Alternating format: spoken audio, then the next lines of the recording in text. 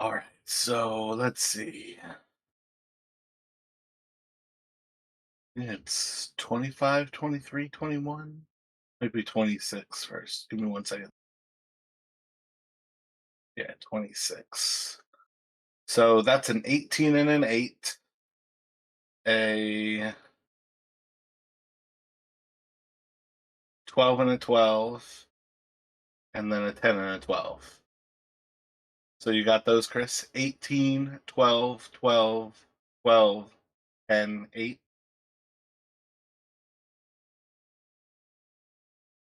Let's see, 18, 12, 12, 10, 8.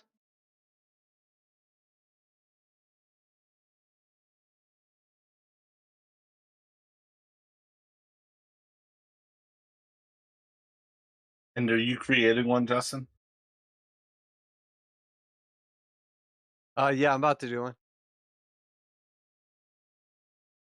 You see my rolls right there? I don't know what you rolled them in. Right in campaign chat.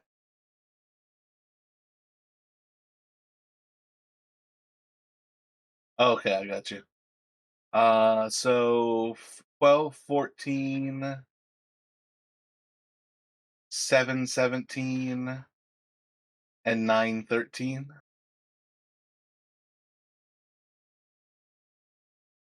Oh, and what races could we go for this? Where we were limited, right? What we could pick. What are you thinking about? Well, I was thinking like either a gnome or a halfling, something like that. Yeah, I don't think there's going to be any limitation on either of those. All right, fine. Hi, thank you. Yeah, halflings tend to be called the Quickling Fae, and they are more related to elves than anything else, even though they tend to hang out more with humans. And then gnomes are actually the rarest of the kind of like more common races. So, about the only limitation on either of those. Often called the lore song Fae. Okay. Um, could we use like what's it called, like the Tasha's things and things like that for? Oh yeah. So more or less consider this kind of like creating like two acolytes who serve like some of the more like proper Knights of the Pale. Again, there's usually only about 12 Knights of the Pale. So more than often, most of the actual ranks are kind of filled with sort of people who like serve them as their like stewards and stuff like that, learning kind of the ropes of like the knighthood, and in the process of battles, kind of ascending through their own kind of like Call of Duty sort of thing. But yeah, so like consider yourselves like perhaps like somebody who's serving one of the other knights as like a sword warden or some such. Um, and probably just kind of having you guys on an investigation, essentially trying to find a particular woman in Old Town. Oh, what's the Knights of the Pale Faith? Lothianites.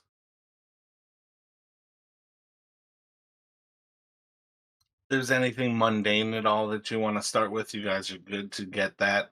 I'd say if you want to grab like 2 or 3 potions, like common magic items, and maybe one uncommon, you're probably good to do that. Try to keep overall cost below, say, like 1,500 gold. Yeah, I think I'm done with mine. I haven't like written any backstory or anything like that. I've just made a character. Excellent. How are you feeling on yours, Justin? Pretty close. Maybe like 2 more minutes.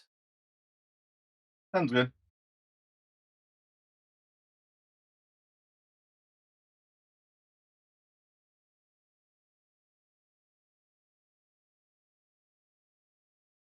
Oh, we were using like variant encumbrance, right? Yeah. Shouldn't be a big deal unless you dump strength, and then also it's one of those things you guys can have a lot of stuff that you don't necessarily carry with you because you're inside of a city. It's kind of presumed you're not carrying the same sort of things as like adventurers who are going on long adventures.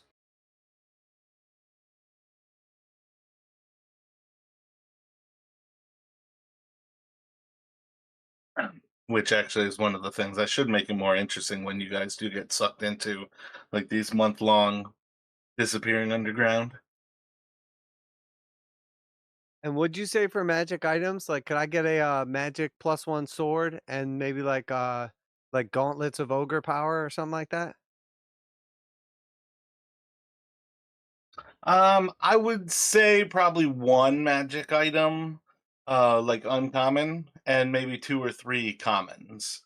Commons tend to be items that use up their like existence, so like spell scrolls, potions, things like that. So maybe like a potion of ogre strength and a +1 sword. Or we could do like you could create like a +1 sword that like you activate and has a chance of going mundane, and then you could have, you know, like a lesser version of like ogre strength gauntlets that have the same thing, like where you activate them and they have a chance of going mundane.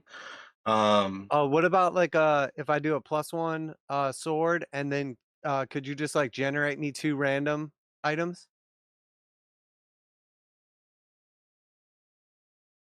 oh, I mean that's I would just say you can just pick them cuz again, those would be like the commons that you would like be having besides the sword.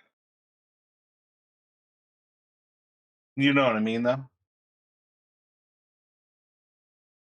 Fuck, I'm about to struggle with that same problem of I don't know how to create new scenes. I should have tried this out after encountering this last time.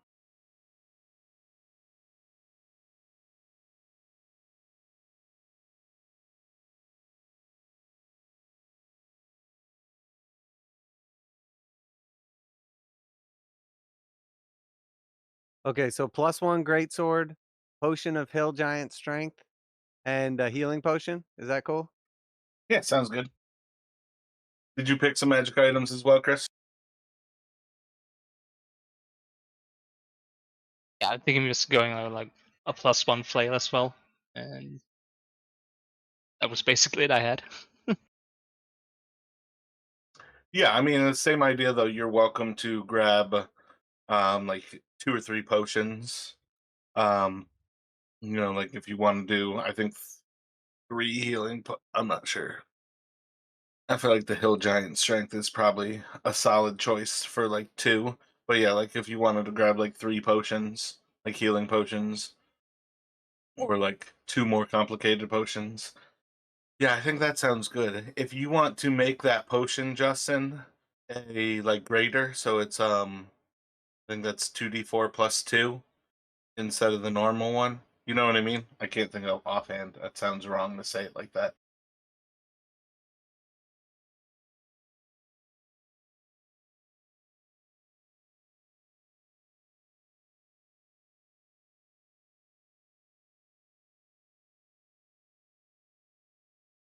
Yeah, greater healing. If you wanted to make that potion a greater healing, Justin, and make it 4d4 plus 4, that sounds good to me. And then a potion of giant strength. And then, Chris, you could kind of make the same choice whether you want to get like three healing potions, like a greater and a normal, or like two bigger potions. Depending, in the long run, you guys can kind of choose what you want. I'm not really too concerned. Yeah, I think I'll stick with uh, 3 potions of healing. And that's just like the regular potions of healing, right? Yeah.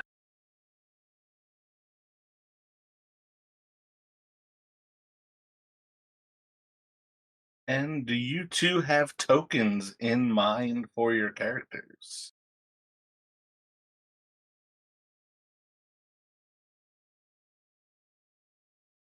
I actually do.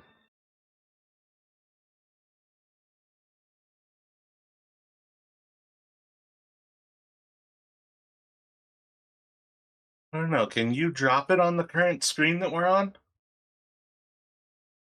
You guys have to send them to me, maybe?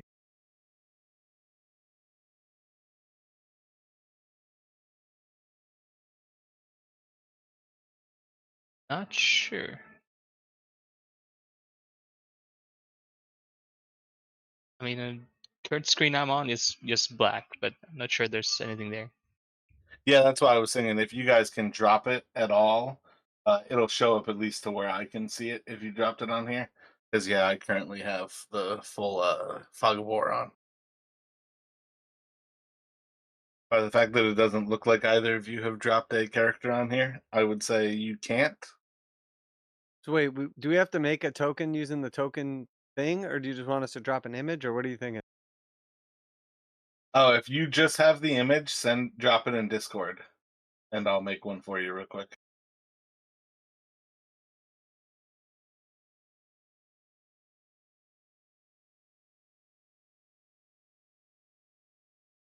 Yeah, no, I made a token, but doesn't seem like I can drop it on the scene.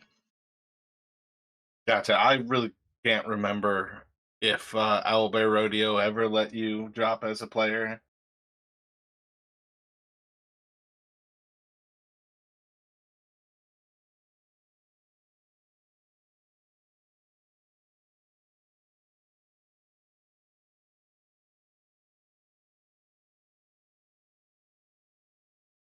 You want the dragon's head in there?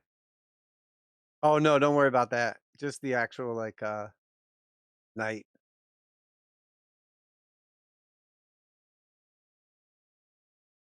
Does a bust sound good, or do you want like more full body? Oh no, like bust is good.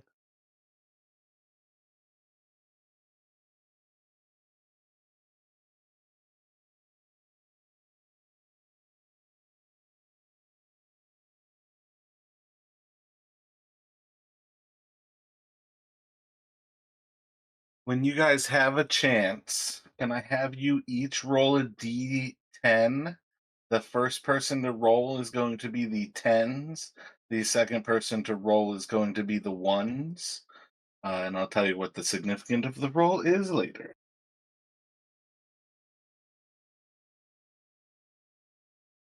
What is the name of your character, Justin? Azrael.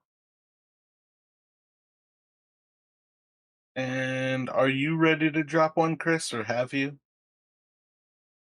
Oh, I dropped a token in the chat. Not sure if you've seen that. Okay. I might not have just looked since you dropped it.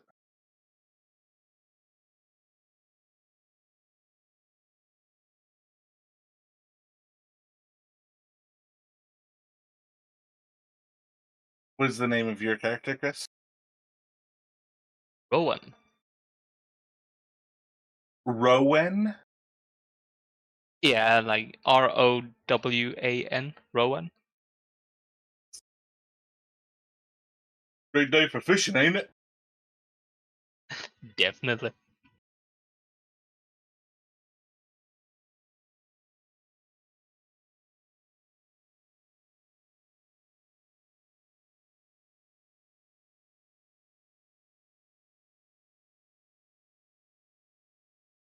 Did you roll hit points? Or should we roll hit points? Yeah, you can do the same thing where you roll hit points, like basically for this day. If you roll below the average, just take the average. Um, but if you know what I mean? I feel like that's how we've been doing it for the campaign.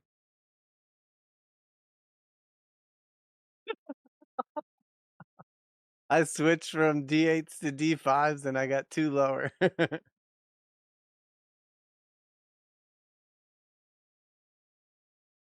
Oh, that low with the D8s? Yeah, I think I'm gonna have to go with the average on that one.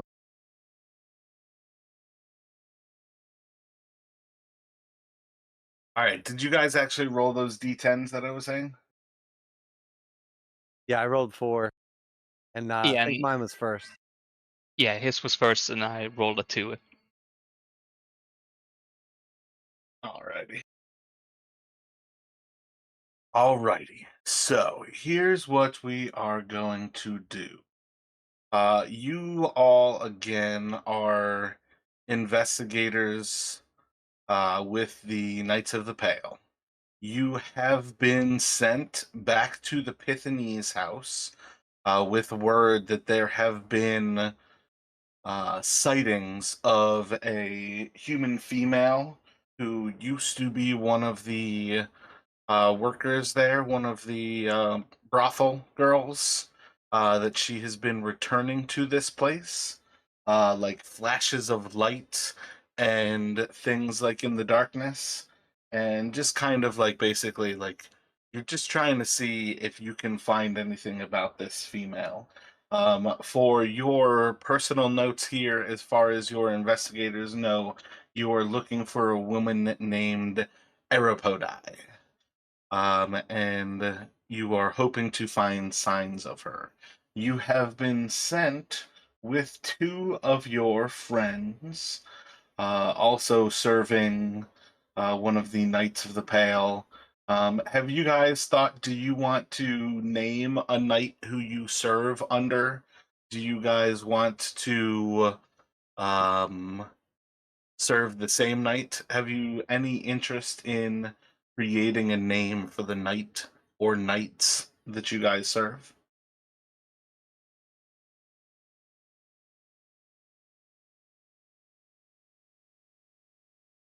If you let me pick a knight's name, I'm gonna pick like Lancelot or something like that. So it's up to you.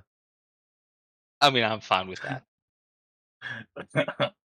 All right. So you two serve the knight Lancelot of the Knights of the Pale. And you have been sent, basically you are four of his retainers who have come here. You've come here with Helmfrid, Casimir, Rowan, and Azrael. Let me write this down real quick.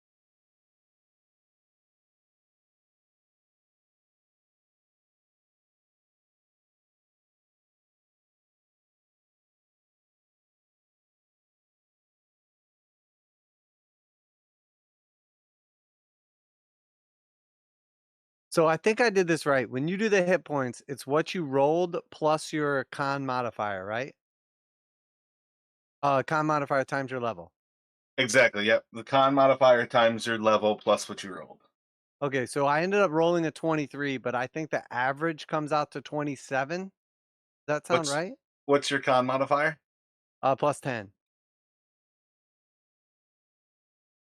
Oh, like you got a +2 con, so you're level 5, you've got +10 hit points.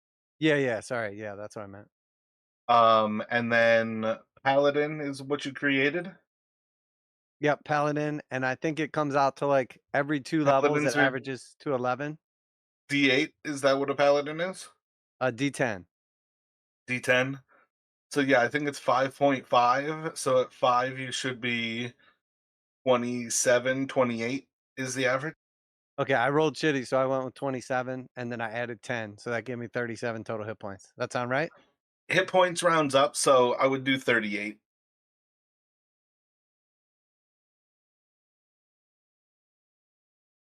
38 to tis, sir. Yeah, and I basically had to take the average as well because I rolled like 22, I think.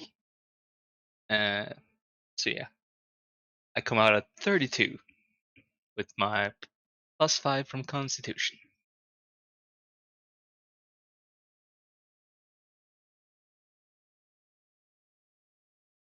Yeah, my stats are like super freaking skewed. I have 14 strength, 12 dex, 14 con, 9 intelligence, 7 wisdom, and 20 charisma. I'll tell you one thing. One thing normally that you want to do with paladins is you only want to create a paladin after you roll 3 stupid high stats. That they're one of the few classes that still exists where it's just like Let's wait till I roll, and when I've got really good stats, then I'll decide to make a paladin. Because you're like, I want dex, I want con, I want strength, I want charisma. I can drop wisdom or intelligence. Oh wait, I'm gonna swap my wisdom and my You're good. dex. So, what we are doing here is you guys have come to the Pythonese house. The two of you have kind of split off, and Helmfred and Casimir have kind of split off, and you're starting to kind of like wander around and like scope out the outskirts of the Pythonese house to see if you can find any signs of Arapadi. And basically, we're going to pick up here with the two of you sort of hearing sounds of battle coming from the west as Casimir and Helmfred kind of engage a foe at the front of the Pythonese house. And that's where we're actually going to pick up here to throw you two right into battle. If you would be so kind as to roll for initiative.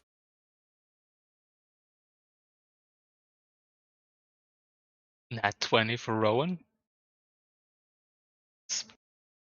For a total of 21.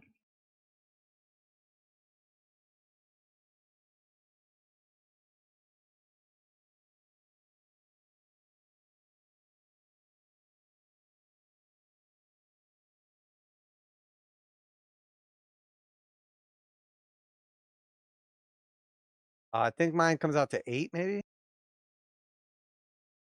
Sorry, I'm switching my stats because I forgot that paladins use wisdom. Wait, paladins don't really use wisdom. Wait, aren't they wisdom and charisma? I mean, they're charisma casters. Their spells are based on charisma, and then they use all three of the martials. So, like, intelligence and wisdom are usually their dump stats. Yeah, I think the wisdom charisma comes from like their saving throws. Like they're proficient in both of those.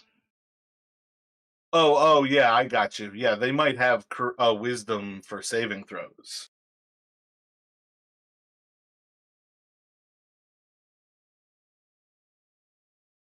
All So right, if so if my you got, stats are charisma number 1, strength number 2, con number 3, wisdom number 4, and then dex and intelligence are the really bad ones, does that sound normal? it's not horrible. Yeah, I mean, dex, wisdom, and intelligence are definitely the dump stat when you can have like really powerful armor and you don't need to be good at saving throws. Okay. I'm just keeping it how I had it then. So I'm 14, 9, 14, 7, 12, 20.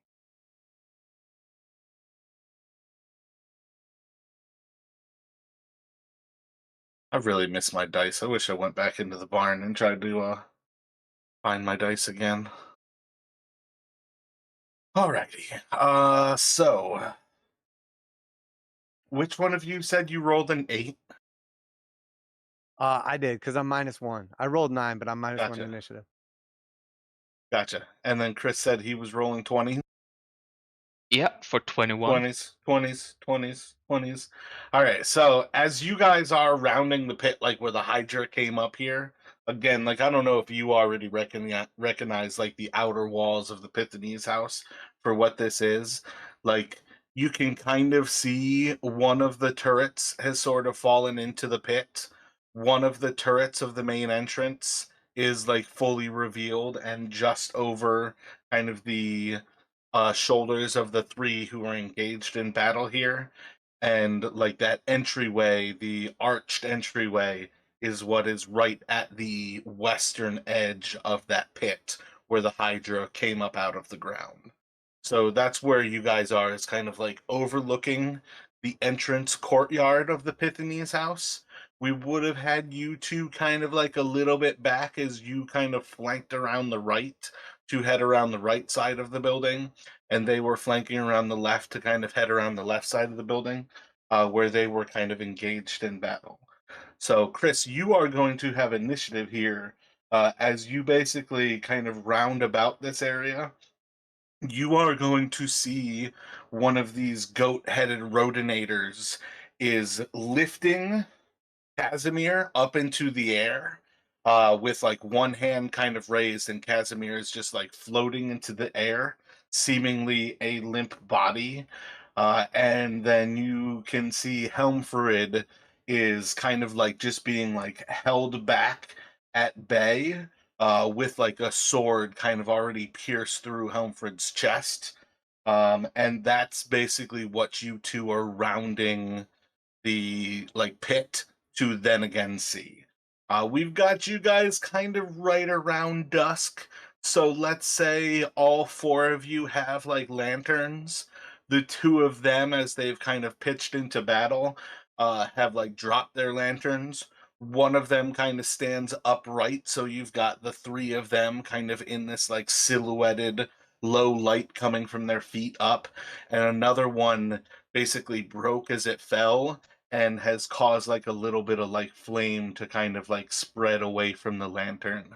But effectively, you two can have light. They have light already in the battle as it goes. And we'll throw it to Chris to decide how you act upon seeing this. And as far as I'm concerned, you guys can roll a D100. If you're over 50, you can pick high or low, actually. Roll a D100.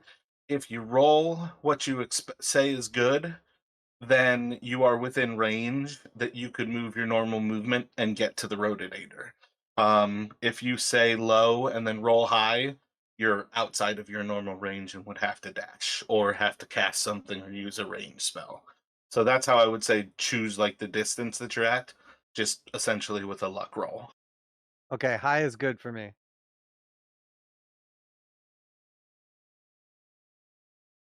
So is 50? 51. 51 Okay, would have okay, been what so you need. I'm below. Okay. That's incredibly unlucky. I mean, not necessarily. It's still. And then just to say that again, so the Rodinator is the black token, right? And then the other two are Yep. allies. The one that he's holding is like appears to be unconscious, and the other one is stabbed but still conscious, or My general point was to basically tell you the Rodinator has currently killed both of your friends. okay, okay. I'll go with low then. See what I get.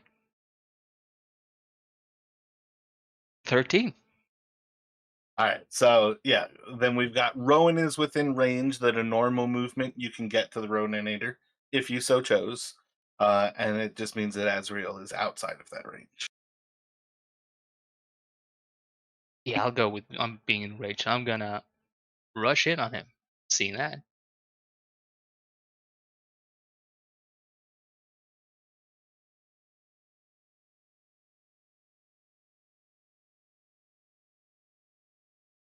I think I'm gonna hit him.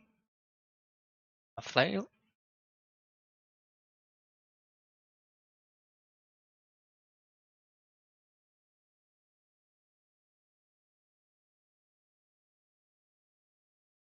Oh, that's a big miss, I guess. That would be a 10 total to hit. While they are not terribly armored creatures, these demons are a little bit harder to hit than a 10. That will go wide. As he basically just like moves the corpse of Casimir like in front of your flail and just deflects the flail right off the body of your friend.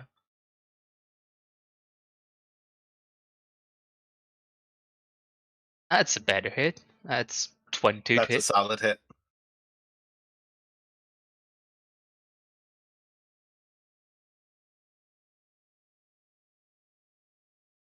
For 7 total magic damage then.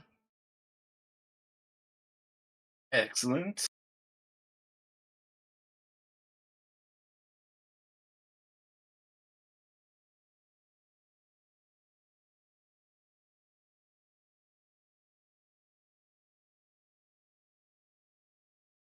That's it for now.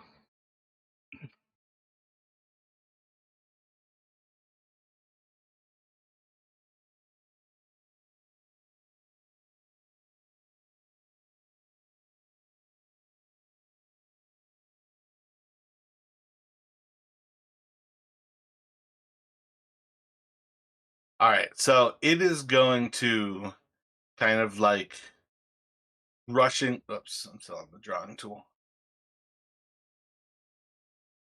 But I was gonna draw some stuff over here, so let's uh let's put the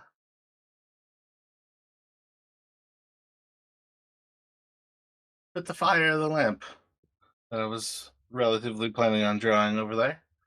Uh this is going to um huck the body of Casimir off to the wall with one hand. As you see, he kind of just like releases the blade that's currently like holding Helmfrid up from the ground, and Helmfrid's just going to fall to the ground as the blade just like disappears kind of into the ether as he releases it. And then reaching up with his opposite hand that was once holding the sword, he's going to reach and kind of choke at the throat of Rowan, and I want you to make, I believe, a wisdom saving throw, but let me actually look up the spell real quick.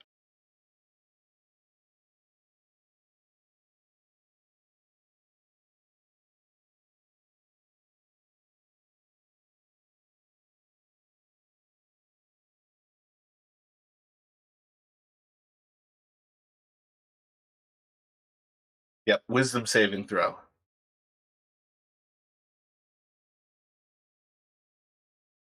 That's a 6. Excellent. So as he reaches out to you, you start to hear the voice of this demon inside of your head, and you are paralyzed. With that, Azrael, you can go, sir.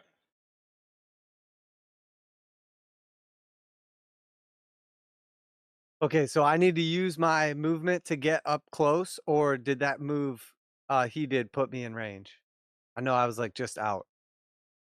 No, no, you're out of range. So basically, you want to be in a situation where you are either moving up and doing something with a ranged attack, or moving up and like casting a ranged spell. Okay, gotcha. Otherwise, you're using your dash to get into melee. And when you use the like term or wording dead, uh can I do a check to see are they like dead or are they like unconscious dead? Or can you just specify one way or the other? Um, you could try feeding them a potion in the middle of a battle. I'm not going to let you do a medicine check kind of in the heart of battle to distinguish this. At this present, from what you can tell, any normal human being would be dead from the wounds that they've taken here. So Okay, either gotcha. end the combat quickly and see if you can save them, or they're effectively dead.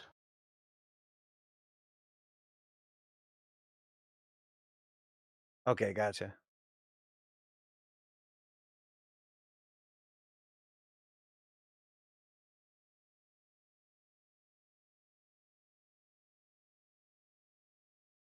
So I will move up closer. Not going to use my dash move though.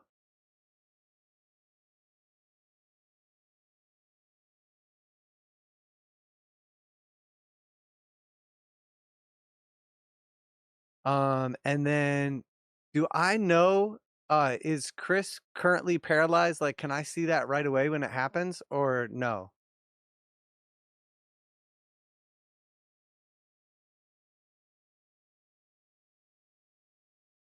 Yeah, I mean, it's the heart of battle. It's one of the things where, like, the actual turn order thing is kind of a vague understanding versus, like, how things really go. Rowan runs up and starts to swing his flail at this thing. And in kind of like the moment of like he smashes into Casimir's body, and then he smashes into the body of the Rodinator, and then all of a sudden his muscles like tense up and his flail. Like, are you thinking, Chris, that it's like a chain flail?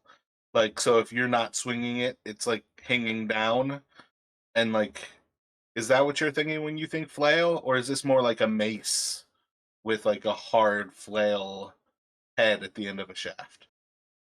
Oh no, I was thinking like with the chain. That's what I Okay, picked. yeah. Yeah, so when Rowan goes limp and is paralyzed, the chain of this thing would immediately like drop. You can see he's no longer creating like the rotation that is a part of him using this thing. Like it's always moving when he's in combat. So like the moment he's paralyzed, that like chain ball just kind of drops. Okay, okay, makes sense. All right, so yeah, I'm gonna move up. I'll be like just outside of range, basically. At that point in time, because I'm not using my dash, and then I'm going to use bless, and I'm gonna try to target our friends that are down as well, hoping that when I do that, it gives me an idea if they're like dead to where don't worry about them or not. But I'm blessing the two of us, and then I'll try to target the one that's like right in front of us as well. So wait, what is it? If you use like a level 2 spell, can you hit 4? Oh, okay, okay. You're just doing like those 3. Well, yeah, I can technically, but I don't know if it matters. Is it worth it? It's up to you if you want to bless like the other 2. If I bless the other two, would I be able to determine like if they're like dead or just unconscious? I mean, I tend to tell you whether you have an understanding of like a spell like actually affecting something. So I think there's more validity. There's more potential for you to learn about them by actually enchanting both of them. In the name of Lothian, I upcast bless to level 2 and target the four of us.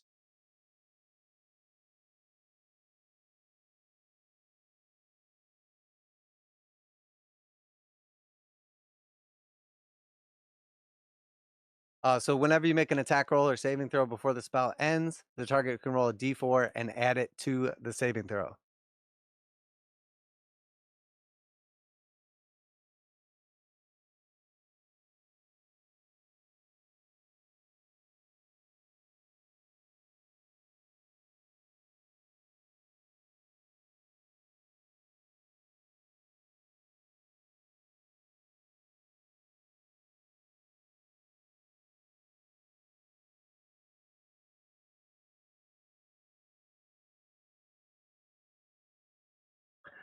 Alrighty, so let me have each of you roll a d100.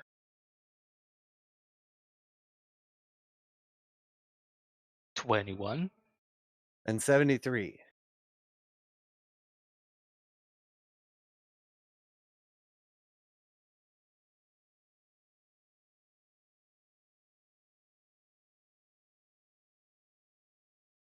Roll a d4 for me, Justin. A 1.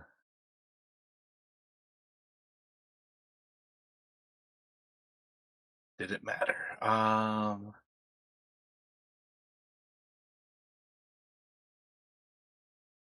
Yeah, I think you needed to roll a 2 or higher. So when you cast bless, you basically feel that you have it affect 3 beings. One of them is in fact dead.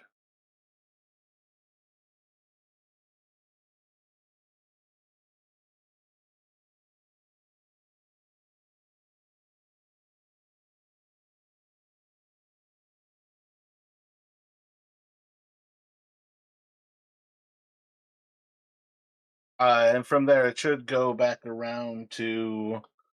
Well, actually, let me just roll. Yeah, I'm going to roll this in secret.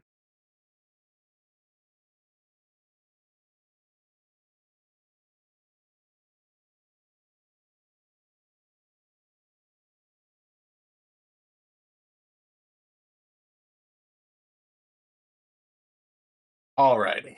Um, so yeah, it's going to go back around to Rowan. What would you like to do? I would like to get out of the paralyze. Oh yeah, my bad. Yeah. End of your turn, you can re-roll that saving throw, that Wisdom saving throw, and you now have a D4 from your bless. That's an 8 total. Oh my god, that 20 looks so on point, and they called that the 2. Yep. I Oh, I don't think saw that's. that as well. I was like, nice, a juicy 20. Oh, it's 6. Yeah, I was like, holy shit, you rolled the maximum, maximum, maximum. And then it was not. There's no way that's breaking free. I don't see its spell save offhand real quick, but there's no way that's possible. And let's see what it doesn't even say like, okay, there we go. Now I see the DC. So yeah, that's not going to do it, Chris. Rowan remains frozen. Yeah, let's see. Kinda can't not do this. It's kind of a given. You guys like set this up.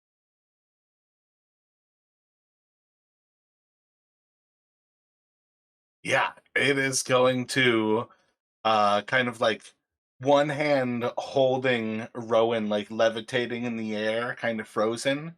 The other hand starts to like reach forward, so they're almost like both kind of like grasping out as if it's like say like holding like a pumpkin like fully extended away from its body.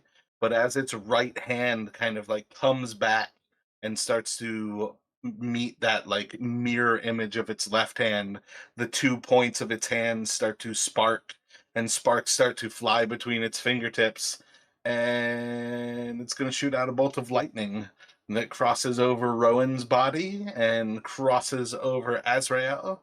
And I would like Azrael to make a saving throw, a dexterity saving throw. And I'm pretty sure Rowan automatically fails for being paralyzed.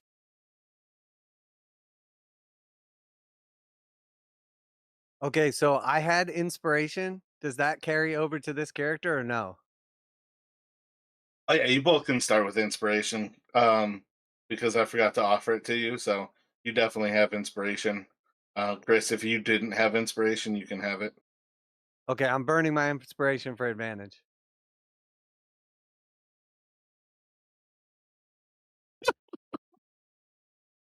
I got a 4. Oh my gosh. I really hope I don't roll high for this, because this could be the end of a one shot just because I reached too high. Am I correct? Lightning bolt is 8d6. Do I have to look it up? That feels correct because it's like the fireball, right? Yeah, Oh, that sounds right. 8d6 at level 1. yeah, 8d6. You guys did not say enough hit points that I am confident you're going to live through My faith is like a shield of steel. I have 1 hit point remaining. Does that leave Rowan with any hit points? No, I am down as fuck.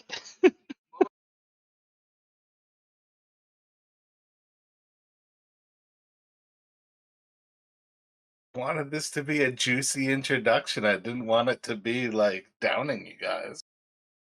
Yeah, so Jinx or Azrael, as it releases this lightning bolt, what would you like to do?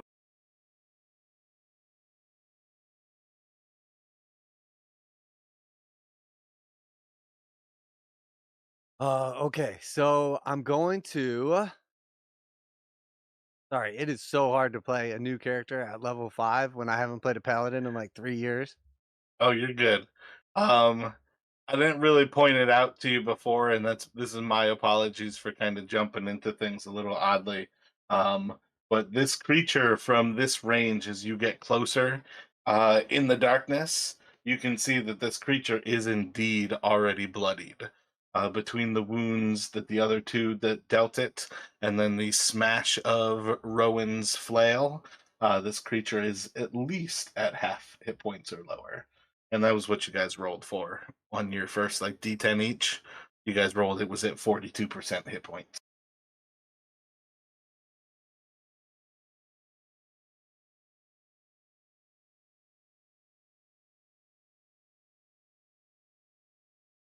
Right, right. Okay, so everybody's down right now except for me, and I have 1 hit point. Yep. And Rowan's body essentially looks like what was like damn, so many new names. Um Casimir looked like before she was thrown into the wall.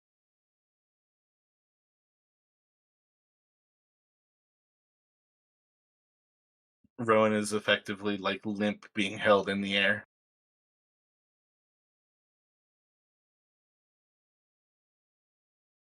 Okay, so I think what I'm going to do is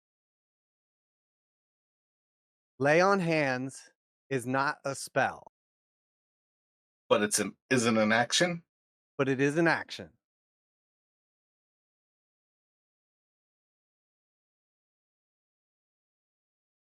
Yeah, as an action, I can heal up to 25 points to a single person or thing.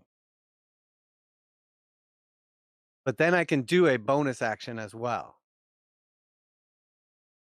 Indeed.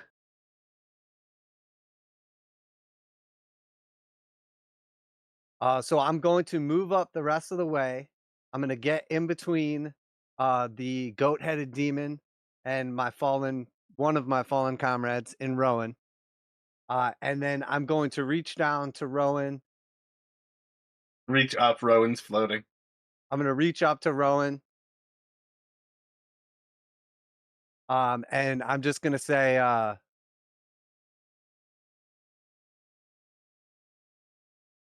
Lothian commands you to live. And I'm going to lay on hands him for all 25 points.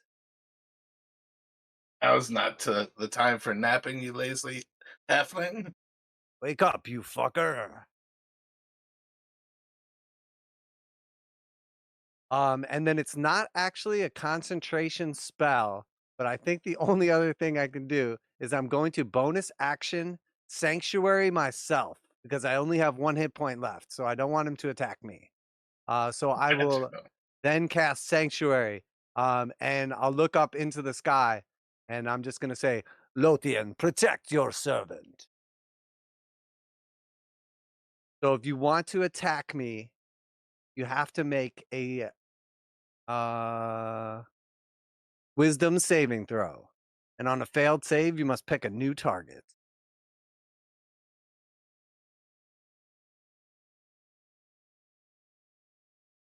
And the wisdom save is 16.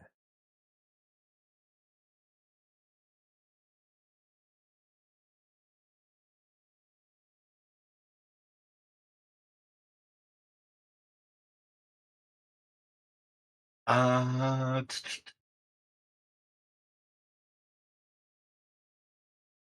never actually thought about the fact that does going to 0 hit points make hold person drop on somebody? Can I hold person somebody who's not conscious?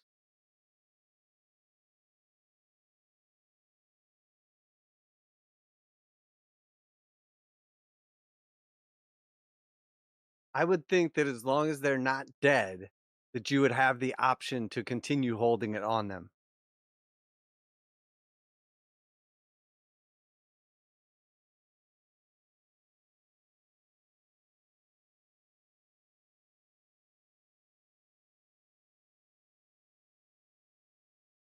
Yeah, I would say like they would could keep it up because it feels weird if they would just drop it because I'm unconscious.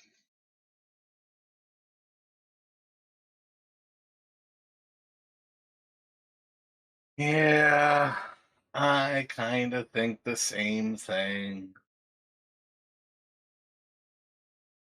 Rowan, make a wisdom saving throw at the end of your turn. And you have a d4 to modify it. Well, with the way I've been rolling, I'm gonna use my inspiration for this. Yeah, might be a good idea. I don't have much left here.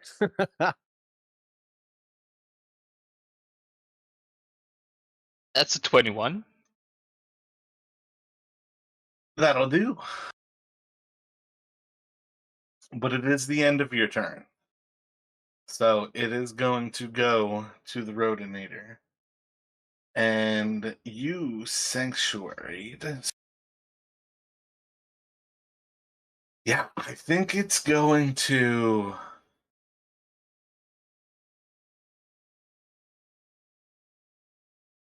swing its battle axe twice at Rowan, and then as it kind of like recoils from the second swing, kind of in like an uppercut like motion, try to pierce into Azrael with its horns.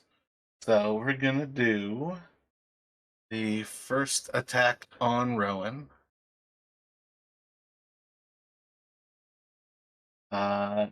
18 to hit.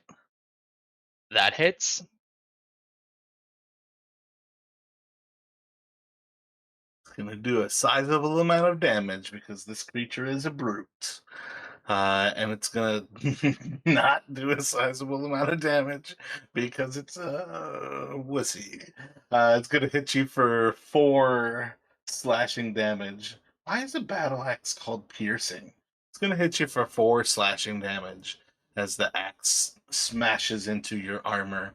And then it's going to come across once more with it, and that should hit with a 19 as well.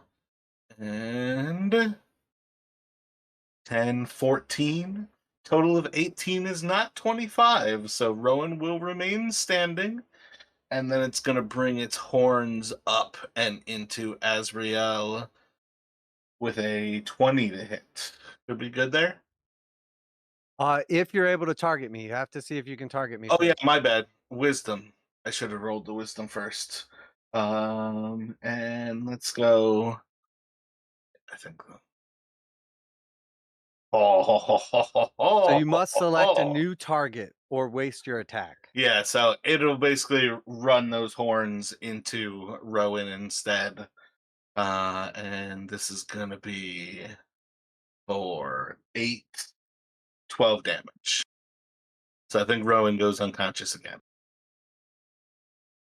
That I do. But it is back to you with the choices to make from Azrael.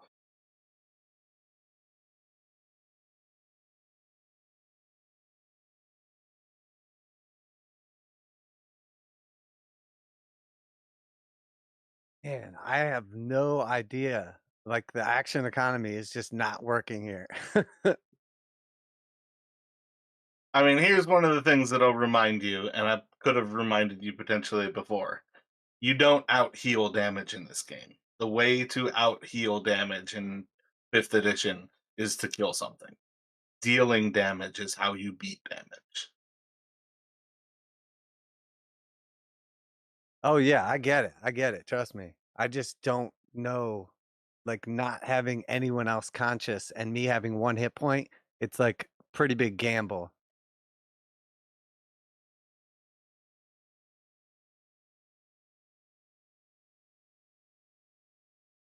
Especially with Sanctuary up.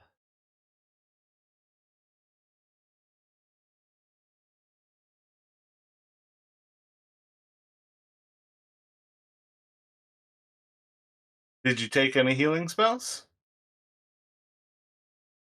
Yeah, I still have healing spell. Yep.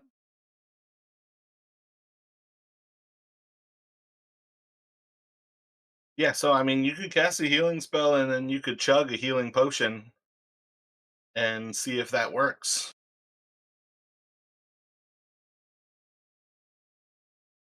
Yeah, it's just not enough. I think what I'm going to do is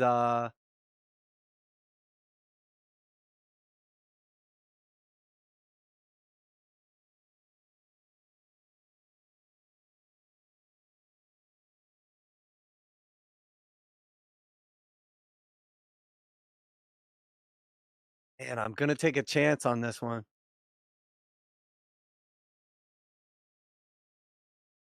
So I am just going to look the Rodinator straight in the eye, and I'm gonna say, "Grovel, in the name of Lothian, I demand you to take a knee and bow before him." And it's 16 wisdom, and then as he's distracted, hopefully doing that, I'm gonna drink my potion. Gotcha. I have advantage against saving throws, so it will be an advantage here to save. and I'm going to have a 22.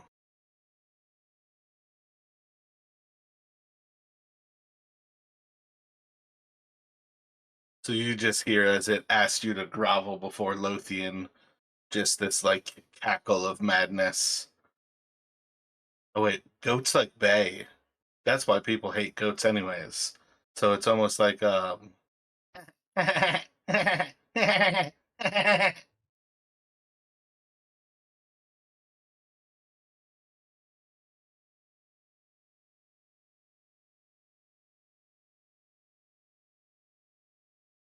And I gain 11 life, so I'm at 12. and Casimir is going to stand up with 1 hit point.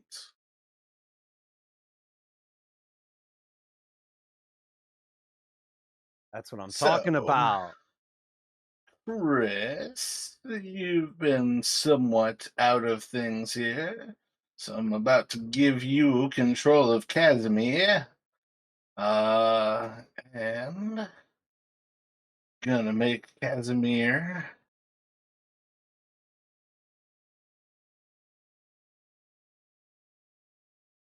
adjust the car.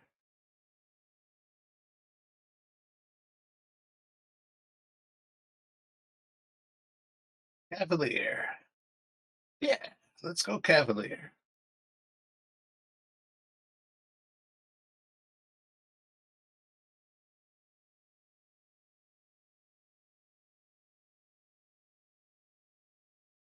Let's see, What? Cavalier. I'm about to post it into the actual game chat if you don't want to look up for it. I found it. Gotcha.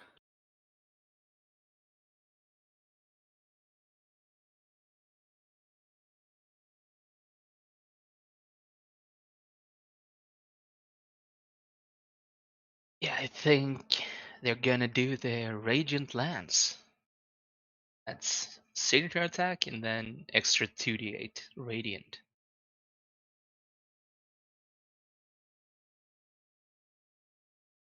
And you have plus 1d4 still.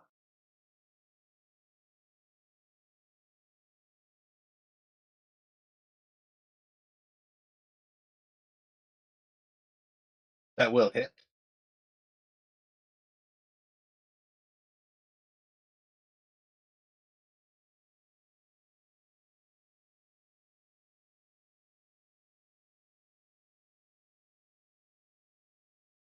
One d12, 2d8, and 3. Yeah, so a total of 24 damage. 10 of that is Radiant.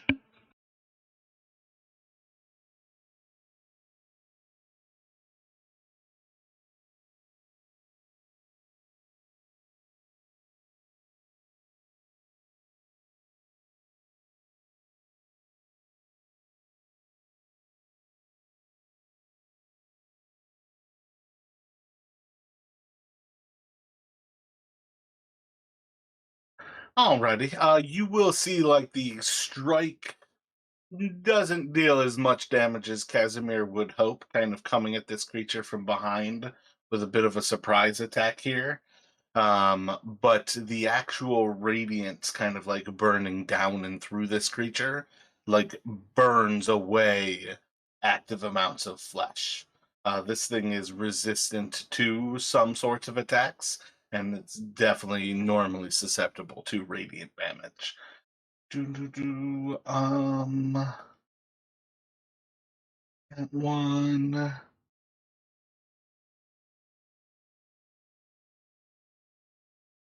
Yeah, let's go to Rowan here.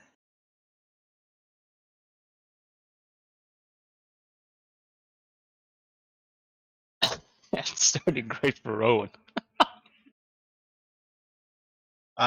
Plus a d4, but I think your normal modifier 9 might actually be a hit. Oh wait. Wait, that You're was a back death to save, right? unconscious. Yeah, that was a death save. My bad. But So you do I still think you have get a bless, so it's d4 an for it. auto pass. Yeah. Oh, so you do get the Bless one. That saves. Huh. Yep. Oh shit! I never took a con save for the bless. Fuck. What did I hit you with? How much damage did I do? Probably not 20, so just do a con save. No, you hit me with 37 damage. Oh, the lightning wasn't before the bless?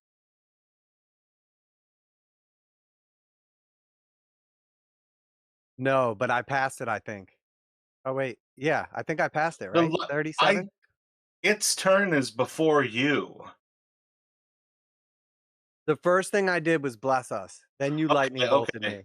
But I Yeah, rolled yeah. an 18 and I'm +2 on con, so that's a 20. So that's more than half, right? So it's a Yep. pass?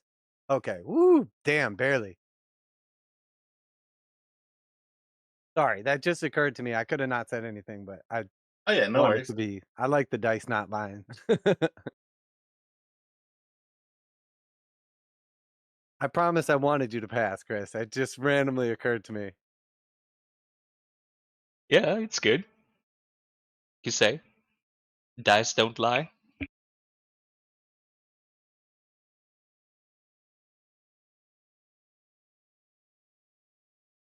Alright, so you haven't attacked it. Oh wait, you can't you said Sanctuary doesn't take concentration? Have you broken Sanctuary with Azrael? No, I have concentration on bless. And as long Yeah, and as then I Sanctuary don't was attack just that you, bonus. yeah, as long as I haven't attacked you, or cast a spell that like hurts you, the sanctuary is still in effect. Okay, The wording so is I think oh yeah, you're good. I understand. Um, so I think we're going to do an axe into Casimir,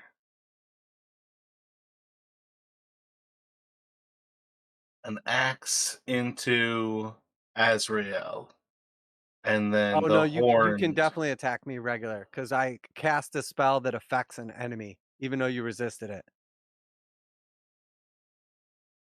Because I And tried what to was that? command you. Okay, I got you. So that breaks the sanctuary. I got you. Yeah, so I think it's just gonna axe the two who are standing, and it's gonna try to put its horns into Rowan. And we're gonna go for um Casimir first. 20's gonna hit. Make a con save for me, Chris. 15. And this 15. I feel like that's average damage is 15, so yeah, that's good. And then an axe into Azrael. 12, probably a miss. My faith is like a shield of steel. Then horns into Chris. A 10 is probably a miss. So yeah, it's just like kind of flailing around itself right now. And it's gonna go to Casimir.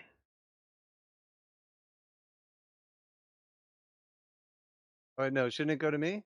Didn't Kaz wake Oh up my right bad. after? Yeah, yeah, my bad. Casimir is right after you. So it goes to Azrael. In the name of Lothian, I command you to die. And I'm going to grip my sword with two hands, and I'm going to strike out at this hellish beast.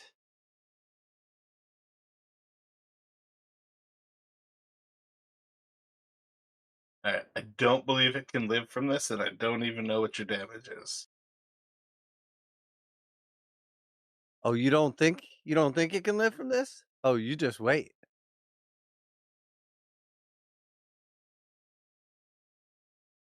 Because I will be pumping one spell slot of divine smite into it as well. Which does I forgot that we had divine smite first off, or I probably would have attacked it last turn. But it's an extra 2d8 radiant damage plus 1d8 if it's an undead or fiend. It is not.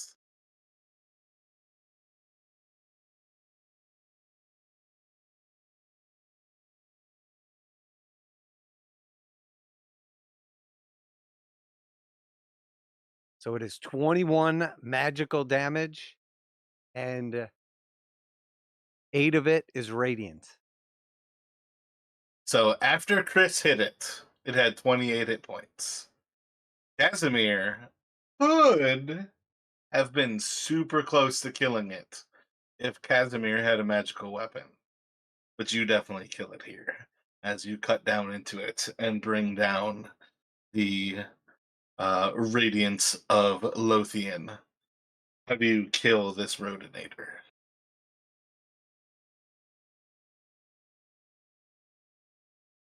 So he's going to basically like reach up in the sky. You'll see his blade glow, and then as he strikes into the Rodinator, it doesn't look like it like initially does that much damage, and then you'll see the blade starts to glow, and he like radiates with strength, and then he just cuts like the remaining way, like through its body, severing it in two.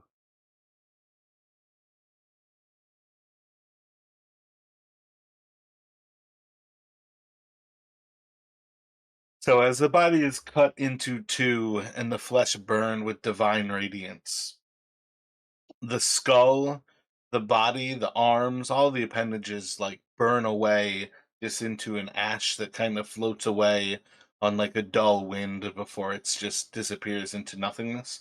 All that remains behind are the two horns that were kind of like almost engraven with these horrible demonic symbols all over them. There's nothing like smooth about these horns, and they're all that remains of this thing's flesh and body. As it is cast down, what would you two like to do?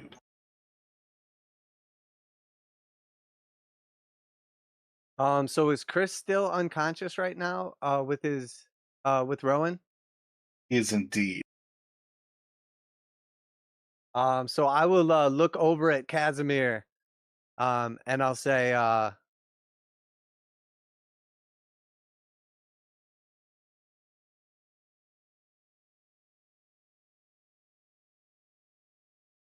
"I've laid as many hands as I can for the day, but I do have a slot remaining. I could heal him." Just to point out, I also do have like a healing potion on my belt. If you want to use that. Or there's also a healing potion here on his belt. We could use that. Yeah, okay, I'll do that since I pretty much used up all my spell slots in our first battle. So yeah, I'll pull out the healing potion from his belt and pop the tap. I'll like kind of swirl it around a little bit and give it a smell to make sure that it seems like a healing potion, and then I will feed it to you. Do you drink the healing potion? I will not drink the healing potion. I will gently caress the back of his head and put the healing potion in his mouth and just gently pour it in, hoping that it's not like acid or something like that. And I've been tricked. Yeah, Casimir will essentially like look to you as you're kind of like bringing this up, and she'll just kind of like, um, divine radiance of Lothian be blessed upon us all, but I cannot save our friends here, so it's well met that we do have some blessings of the apothecaries.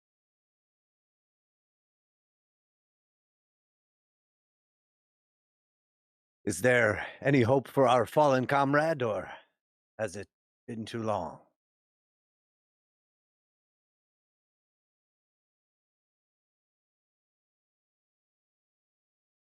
She's like investigating like the wound to Helmfred, and basically the axe like pierced through their chest, and you can just see like the heart of Helmfred like cast into where their armor like caved into their chest and like pierced through their heart.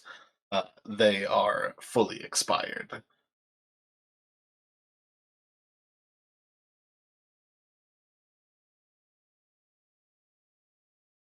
I'll put my hand on Kaz's shoulder and I'll say, even in death, we still serve.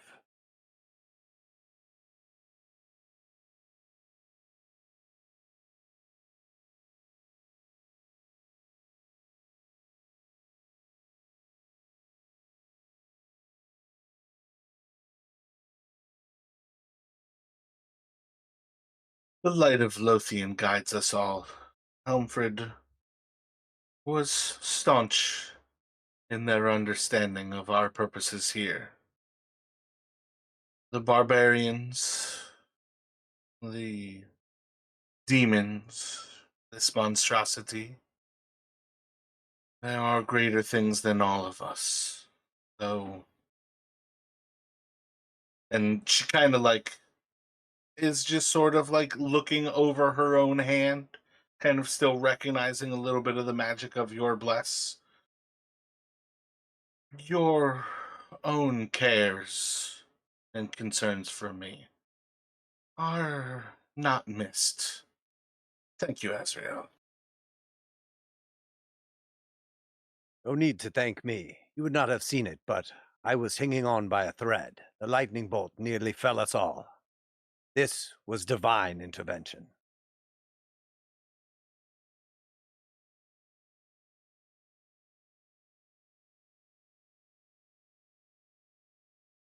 I swore after we had the jump on it that we were going to be able to cut it down.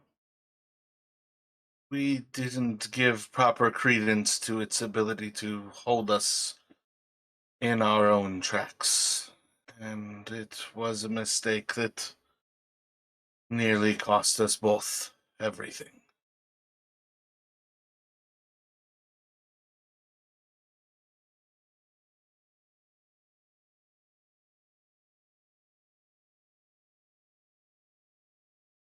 Most importantly, the three of us survived. There will be casualties along the way. I wish, too, that we could have arrived sooner, or I could have rolled higher than a 1. But it is what it is.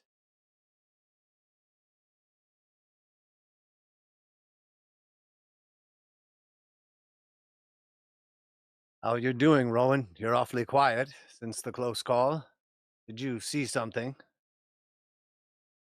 Oh, but I'm hoping if I'm just lying here quietly and Lothian will just embrace me right now.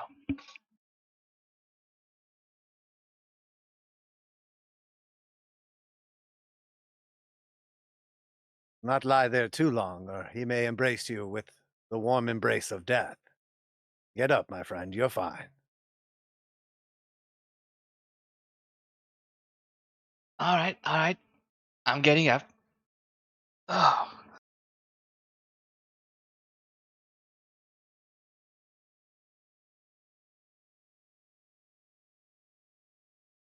I too thought when we got the jump on it that that was going to go better than it did, but I'm grateful that we're still here now, even if it is one less of us.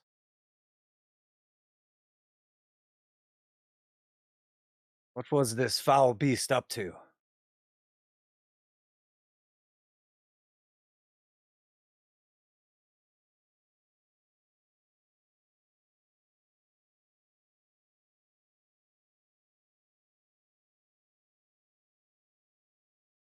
It would appear that it was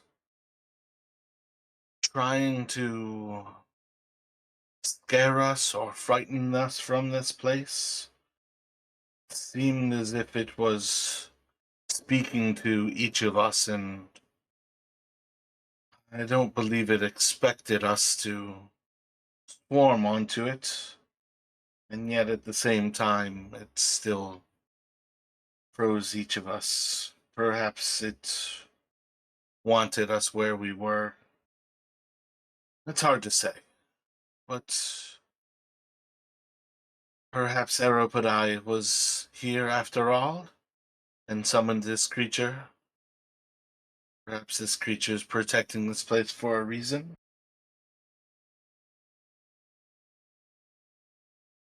Yes, indeed. Perhaps there's something nearby. I'm going to use an action and do Divine Sense to see if there's basically like detect any good or evil around here. If there's any clues like what this fiend was up to. It's only got a 60-foot radius, so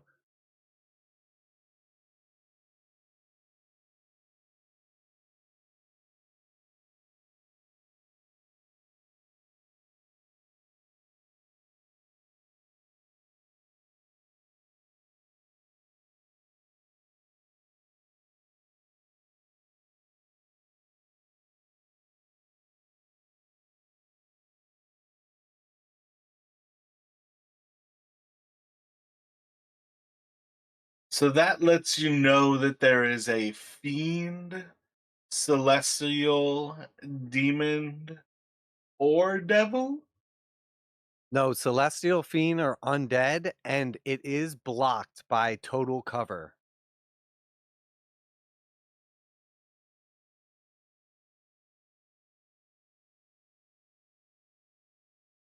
Anything affected by the hollow spell or know the And location it of celestial fiends or undead. stays active for a minute, or is it 10 minutes?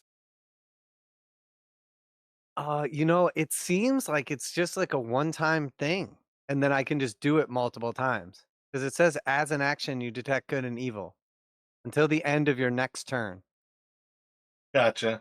So yeah, I would say with the death of the Rodinator, um, you're not really sensing anything at this point.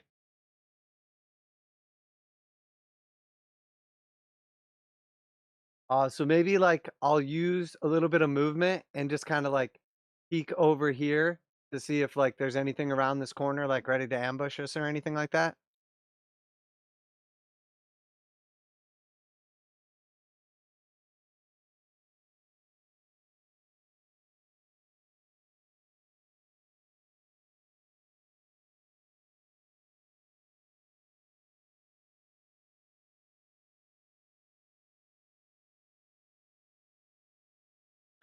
We didn't see any signs of anybody having walked through the gate near the cave in, but we should continue around. Our initial thought was to walk around the keep. We should do the circuit. Perhaps not splitting up the group? And did you say earlier that that thing that we would know whether that was like undead or a fiend or anything like that?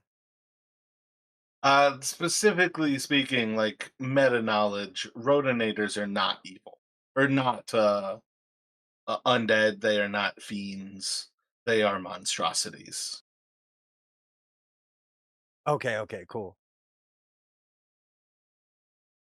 So that's one of the weird things to me about detect good and evil. It's an evil creature, but it is not a fiend in the same way where it's like you could be a good creature, but you're not a celestial. I don't know. I feel like it's kind of more entertaining to give paladins the ability to like actually detect evil in good creatures.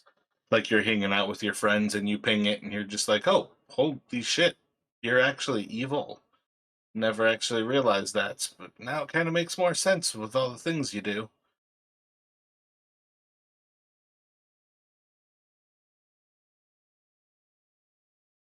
But yeah, just because I wasn't actually intending this to be anything but the start of things, you guys can kind of walk around and basically see that it doesn't appear that anybody is like coming through here regularly.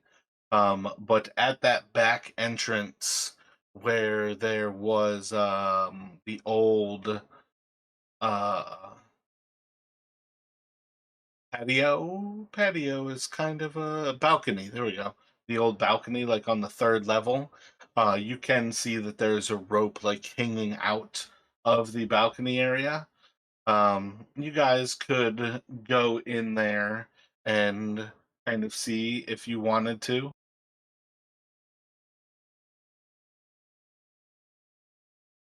But before we go in, everyone is looking like really worse for wear, right? Yes, indeed. I have tasted death and still taste a bit of it. Yeah, I definitely feel you on that. We can spare 20 minutes. Do you have rope trick? No, but I have Prayer of Healing, and I can use that 2 times. Gotcha.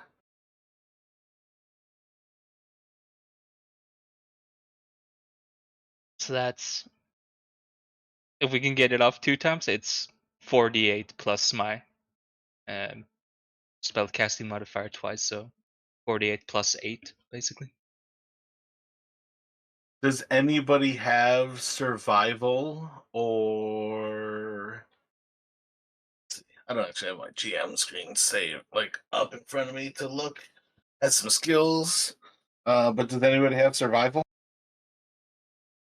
Nope. Not Not so much. proficiency, no.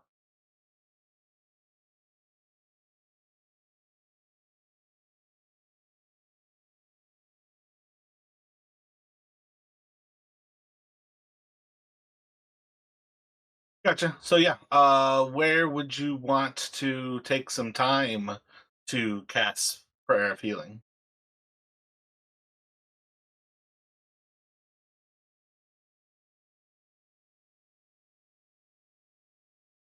Where? Probably I mean, away. here, let me also remind you guys, like one of the things about this place here is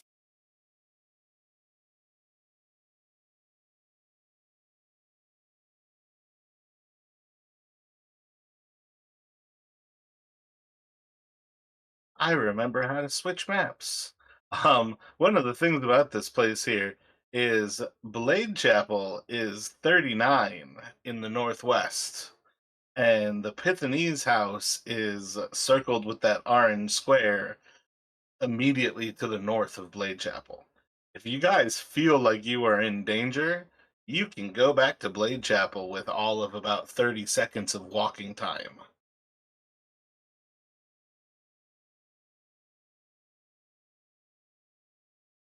I mean, we could pop into the house for a minute if you wanted to. Guarantee that it was successful. Don't think it would be a bad idea. I mean, might look a little shameful for us to return so soon, but given the circumstances, we could take our fallen comrade's body with us, return it, and not look like total bitches. Oh, I'm definitely for that. Going back, joining the body, recuperating a bit, and then going back here. Lick our wounds, so to speak. Yeah, definitely. Coming back strong. Strength check to pick up the body. I got a 12. I'm going to throw him on my shoulder and fireman carry him. You are entirely strong enough to carry Helmsford.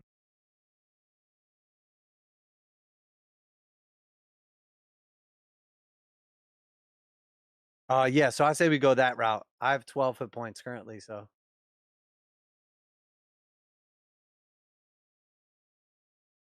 Gotcha. How about we take a quick break here? You guys can short rest in Blade Chapel and decide if you actually want to burn spell slots or if you just want to use some hit dice. And we can kind of pick up from that in a few moments. But I'm gonna go grab a drink. Sound all right? Yeah, Sounds good to me. sounds good.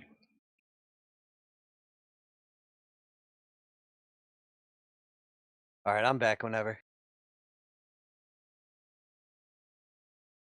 Yeah, I'm still here. So how much healing does that spell do of yours, Chris? I mean, if we're gonna use it, it's gonna do 2d8 plus 4 every time I use it. It's basically cure wounds, except I can do it to like multiple people at a time. And what are you at hit point wise? I am at a respectable 7.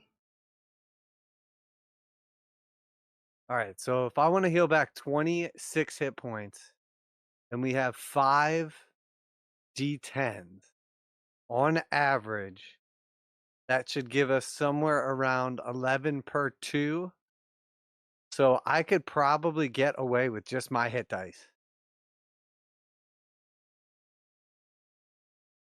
Yeah, I mean, I'm fine just like doing the hit dice and then seeing what we happen at and like heal if we need to.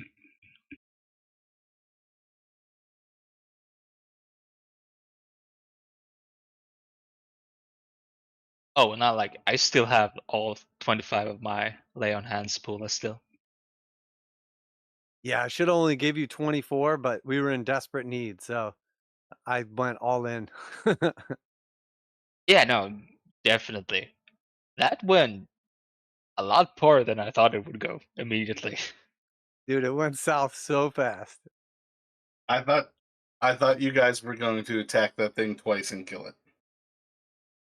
I was like just outside of range of it, and then it immediately paralyzed Chris, so we were just fucked.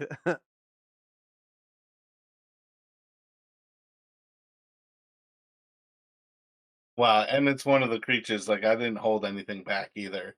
Like, getting both of you in line of a lightning bolt, and I think that was pretty high for a lightning bolt damage, 37. I think 28 or 32-ish is the average.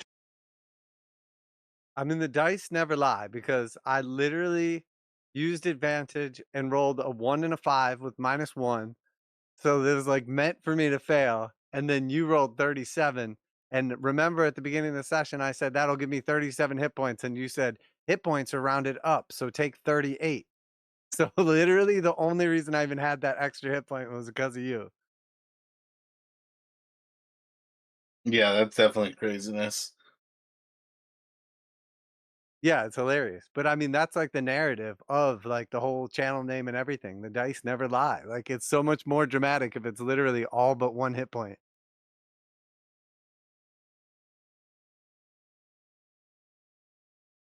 And then Casimir stood up on that 20. I put Casimir at one failed death save from Chris hitting her as it used her body. Well, plus I also kind of threw her against the wall.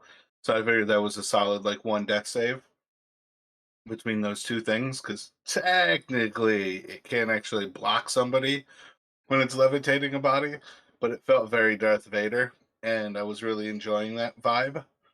Um, but like rolling that d20 and getting a 20, and then Chris, quite literally, if it wasn't resistant to non-magical attacks, Chris was about to kill it with the NPC.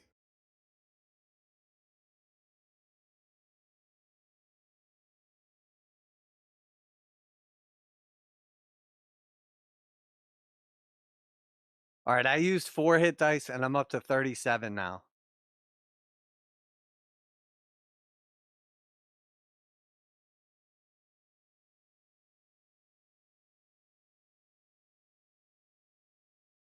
Gotcha. Did you just do hit dice as well, Chris? Yeah, I haven't rolled them yet though.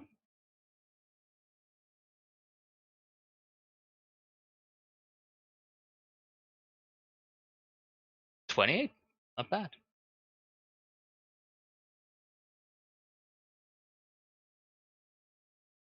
And you should get pluses as well. Yeah, that's +1 from every hit dice, right? The +5 or 4. Yeah, Um, whatever your con modifier is gets added to each of the rolls. Yeah, I'm full health on 4 hit dice. Not bad.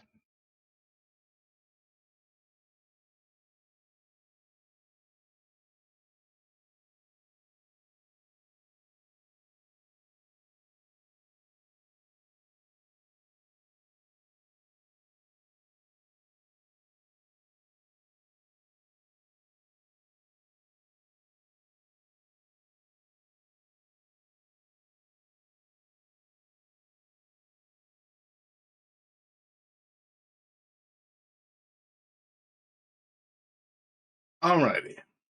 So here's what we'll kind of do here. Normally, like for you, Chris, this is like 2 hours to go in the session, right? Yeah, normally. And you're good to go if we play for like 2 hours here, Justin. Oh yeah, I'm good. I'm just painting, so. All right. So I think what we'll kind of do here, because that took more time than I wanted to really put there. Um, I'm gonna kind of like narratively say, like, there's not much to find at the Pythonese house. I didn't want to throw you guys back into that same location. I wanted to use that as a just kind of jumping off that there were signs that Arapadai was going there, not necessarily what she was doing. Um, and maybe from there give you some clues that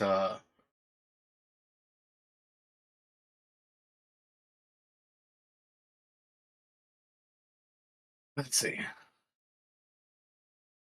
Let's say she has like, or when you guys were investigating the Pythonese house, you find some like burnt scraps of paper that you can kind of make out. They seem to be like forged imperial documents, essentially like somebody trying to create a new identity. Um, and they're trying like multiple times. So we'll say that like one of the things that you guys have as a clue here is it seems that whoever's coming into the Pythonese house is trying to forge new imperial documents. They're trying to create a new identity for themselves. Um, let's see. Do either of you have like Arcana as a proficiency? I do actually on this character. I Roll don't. an roll an Arcana for me. The 4. Got it, but not good enough. Wait, you should have much better than 4. What is it? You have a negative N proficiency?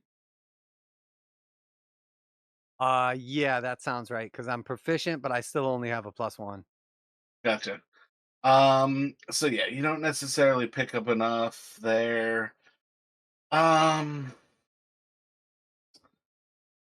and then I don't know what signs of some pubs would be, but let's say you've got that they're trying to forge documents, and then you can find um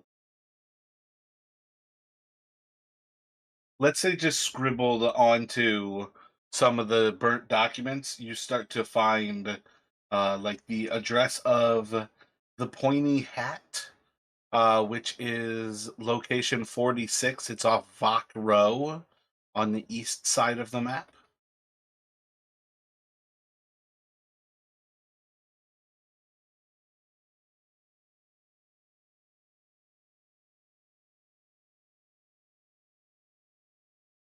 So you find the address of the Pointy Hat. Um, and then oh, I did write that one down. I mean, Randall's Pub, I feel like, is on the south side of Old Town. 77. Yeah, it's the south side of Old Town, all the way at the south end of 4 Fountain Street.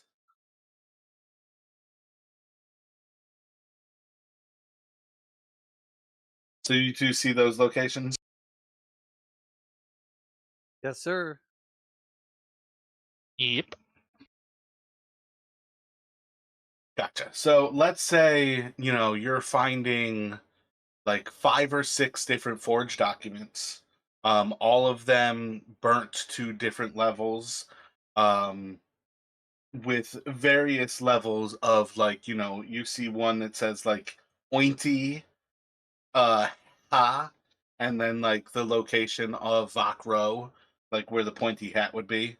And that one like describes a I have the description of this person. Give me one second.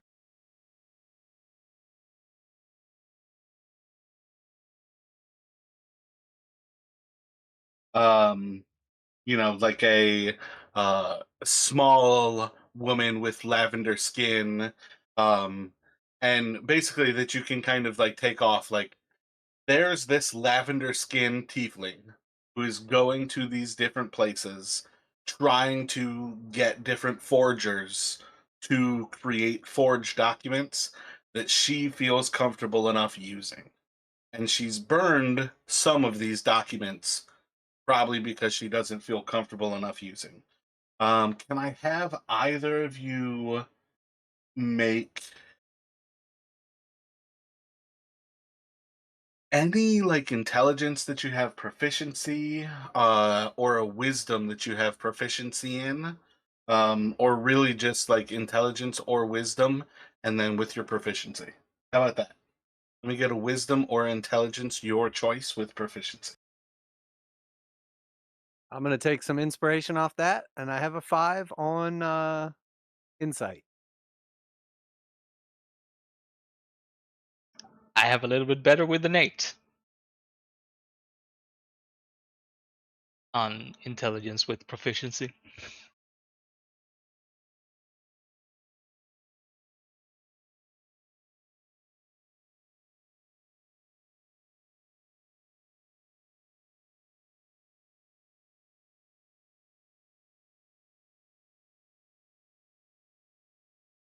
Alrighty.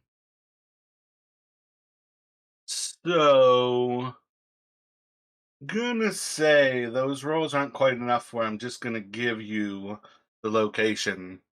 But you two are relatively sure there is a bookstore.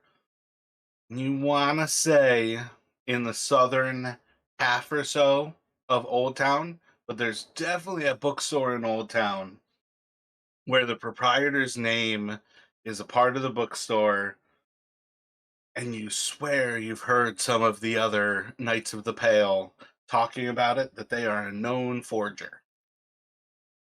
So you've got this bookstore that you can't really remember. You've got the Pointy Hat up on the northeast side, and you've got Randall's Pub on the southeast side. And those are the three locations that you can kind of like pick out from what you've seen at the Epiphany's house. It seems Arapidai is a lavender tiefling.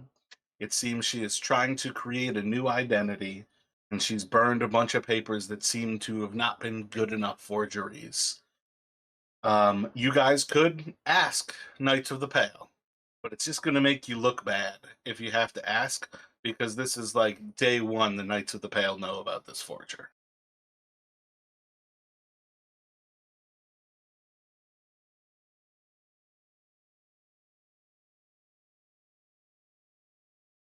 But you know, when you brought in the body of Helmfred, you did speak to.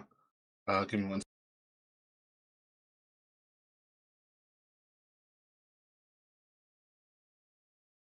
When you brought in the body of Helmfred, you did speak to Stillis Covenrow, who's the major domo of Blade Chapel, and he could certainly answer the question if you guys want to kind of give in to the fact that you've forgotten this information that you should just know as members of Blade Chapel.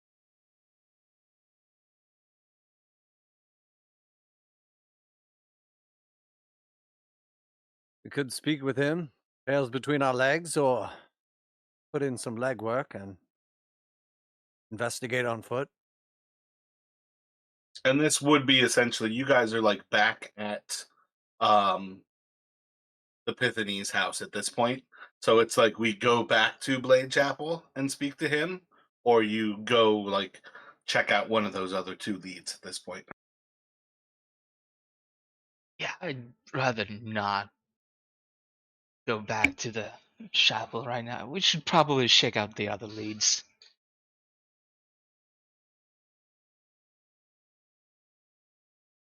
I mean, hopefully we can get somewhere from there, and if we really need to, see if we can look around, find that old bookshop.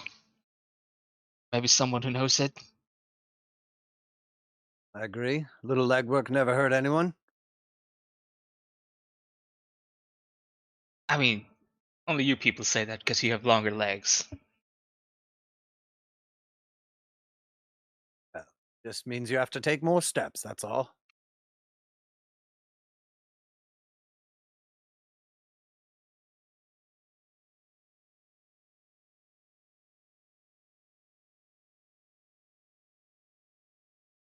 Shall we go to the bar or look for the bookstore?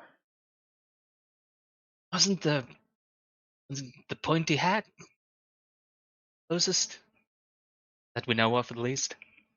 Check there first. It's not far, just around the corner here, a few blocks away. Could carry you if you're tired. No, thank you. I'll walk on my own. Sorry, humor doesn't suit me well.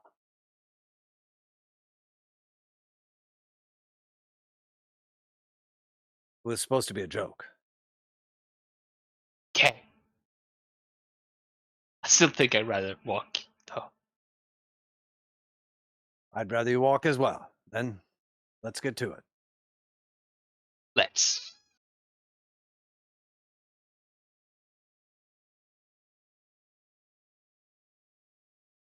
Yeah, so you guys can walk on over to the Pointy Hat, making your way down like the Emperor's Road and across to Vok Row.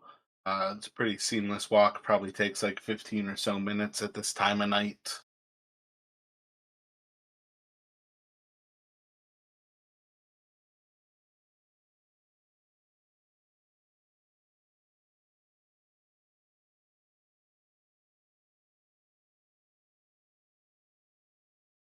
When you all get there, most of Old Town is a lot taller buildings than the rest of Tolis. Much of this construction was like the ancient past of 200 years ago when Tolis was sort of in its height, kind of in the heyday.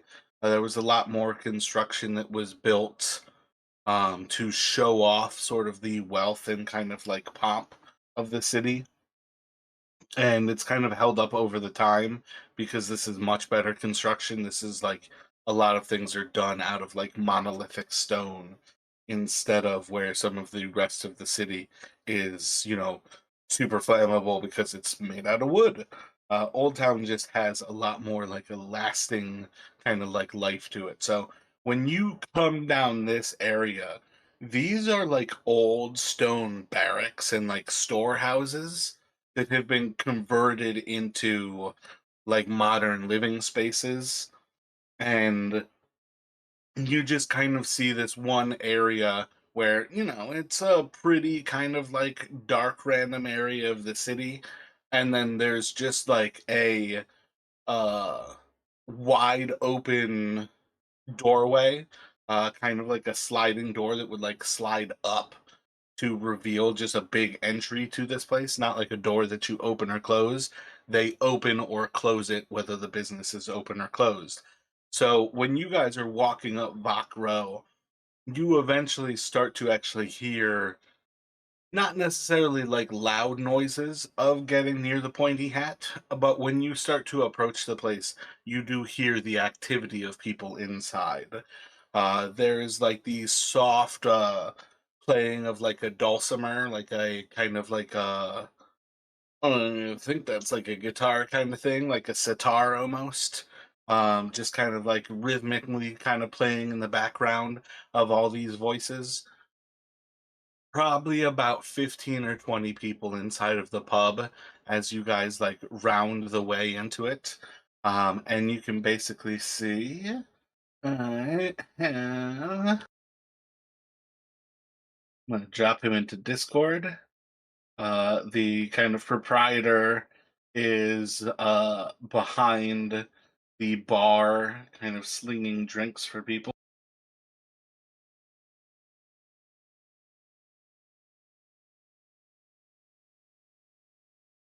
Would appear to be a small dwarf uh, with a pointy hat. And he's kind of like taking orders from people who are looking at him, kind of thing, running around. Occasionally, he's opening up the like door into the back room,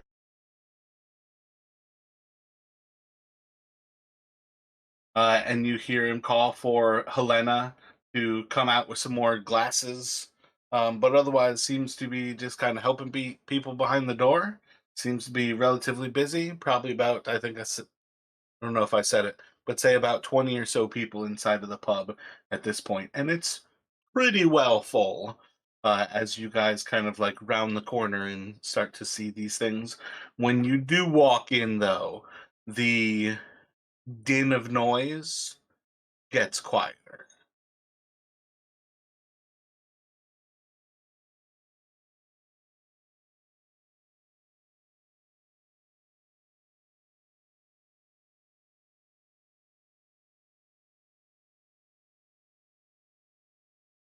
What did that paper say? Tiefling with red skin? Wasn't Lavender Tiefling? That's right. That's right. Let me give this a try. So I'll walk up to the bar and approach the proprietor, the dwarven fellow with the pointy hat.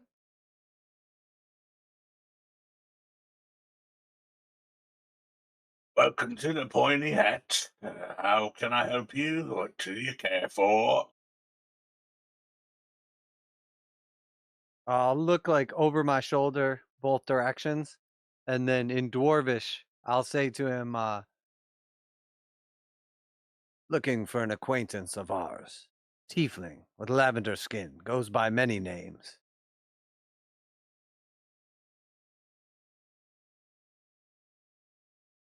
Are you thinking of a persuasion? You can make it an advantage if you'd like. Or at this point, are you just asking if I'm going to freely give information? No, no, persuasion indeed. 24. And you just said tiefling at this point, right? With the lavender skin, yeah.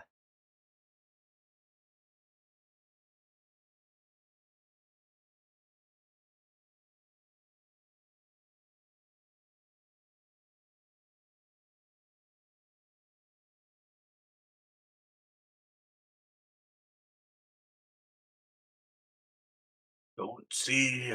He'll respond in dwarvish. Don't see many tieflings. I feel call. And you'll see as he like pushes the back door open and he yells back to Helena again. And you hear like this time in normal common. Helena, have you seen recently any lavender tieflings in here? What was the name again? As he like looks back to you and like yells back up to you for what the name was. Could be one of many. I think the description is more than adequate. Like you said, you don't see many of them.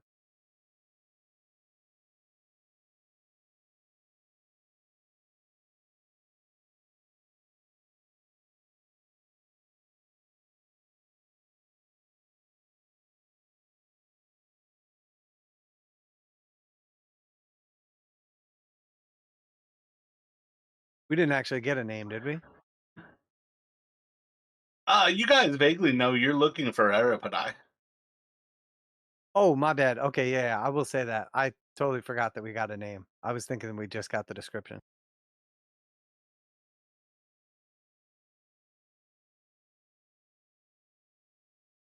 So a few minutes later, you see like another um, small person kind of coming out of the back. This time, I'm gonna say clean shaven. This is a small, like elvish looking woman. Maybe about like 4.5 feet tall. So she is still a little bit bigger than the dwarf. And she kind of walks out just like with stacks of glass mugs in her hands. And she's carrying like two of these stacks that are easily like twice as tall as she is. Um, it's the lavender tiefling at the brothels.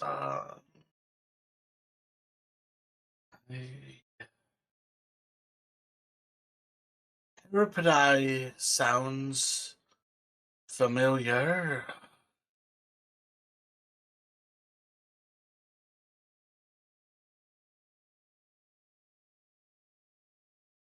Maybe try. And she's gonna think for a moment. Um, Lady Cardis?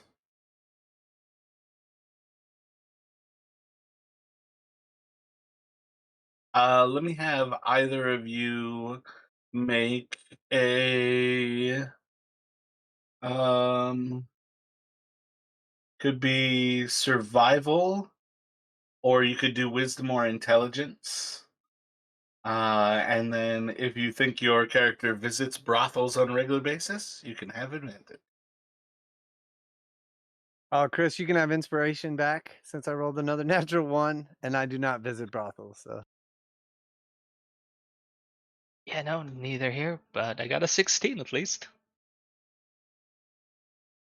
So when she says Lady Cardes, Rowan is really quick to like just know exactly where that address is, and you can basically point out that Lady Cardes is at location 69 here on the south side off of Four Fountain Street. And I gave addresses to the other two so far to put it at we're gonna call Pointy Hat as 435 Vach Row, and then we're gonna go for Randall's as 10 Fountain Street, 4 Fountain Street. So let's call this one, like 37 4 Fountain Street.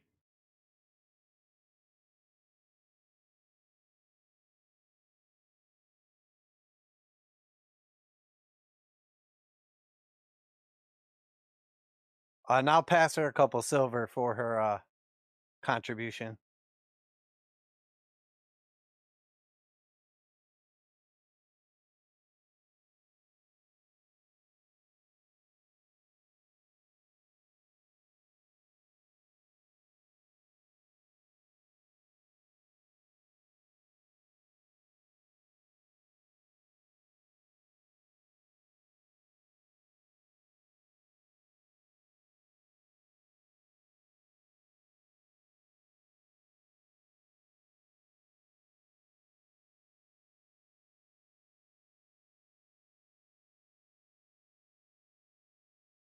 Yeah, she'll kind of like look back to you with like a thank you, like not really recognizing like what she's being tipped for.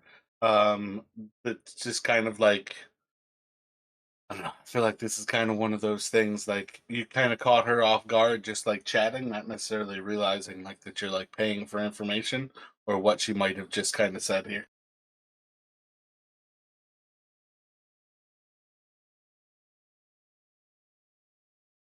Maybe it's the first time she notices like you two are actually like Knights of the Pale, and she might have been a little bit loose lipped. Certain locations can be elusive to people of our stature. I mean, religion. And I'll like look down at at Chris. Sorry, Rowan. Just look at you and was that another attempt at a joke?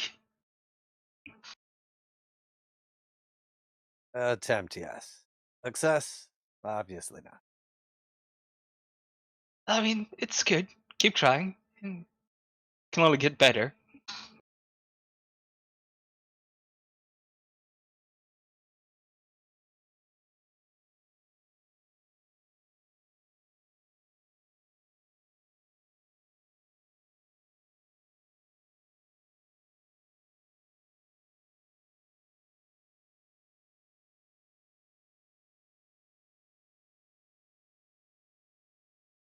Well, you seem to have perked up. I'm assuming you know where that's at then? My apologies. Dad had to ask me a question here. What were What were you guys saying? Oh no, I was just saying to Rowan that he perked up like as if he knew the location, so Yeah, I mean, I've heard about it and I've seen it when walking around town, and I know where it is.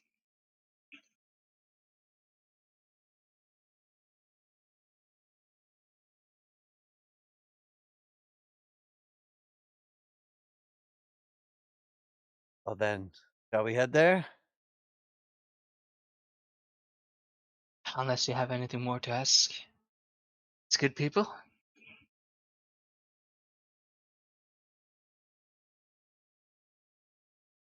Nothing off the top of my head.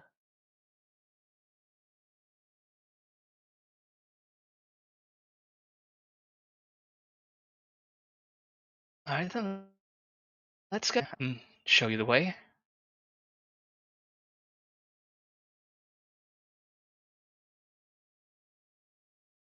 Just how familiar are you with this place, Rowan? I mean, I'm not intimately familiar with it. Like I said, I walked past it a couple times and I heard about it. No more than that. I'm not going to judge you. I mean, thank you, but there's nothing to judge. So let's get going. Don't have to explain anything to me. It's the big man you've got to worry about. And I'll sort of like look up. Again, I'm not worried. Just, let's just get going, okay?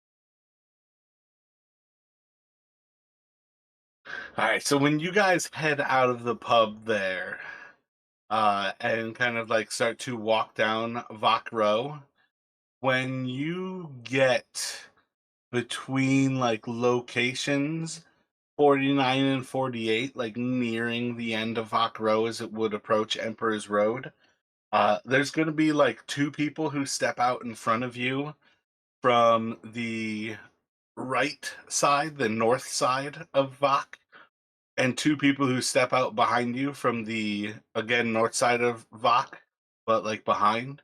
So they kind of like step out and they're about like 30 or so feet in either direction as you guys are kind of between these locations. You guys to see where I just put those three marks.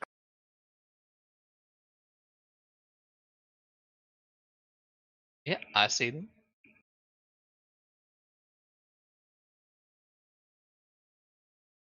You're probably say just a little bit closer to the people who are in front of you between you and Emperor's Road than you are the people like behind you and between you and like the pointy hat. But more or less, you're like 30 or 50 feet from these people as they kind of like step out of the darkness.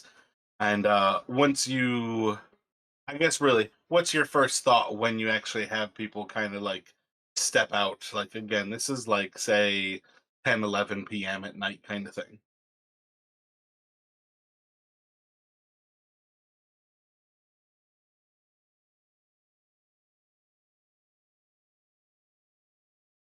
I think my initial inclination would be to immediately clock to see if they appear to have like any weapons or anything or seem threatening.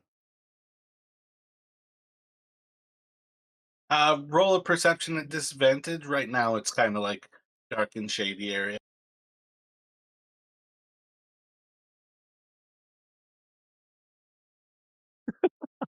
Of 4.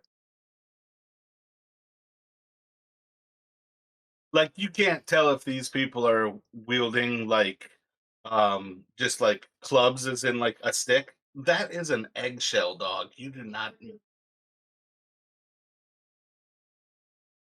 My bad. I had a hard-boiled egg as a snack, and the dog was gonna eat it. Um, you see, like one of them, like you can't tell if he's got.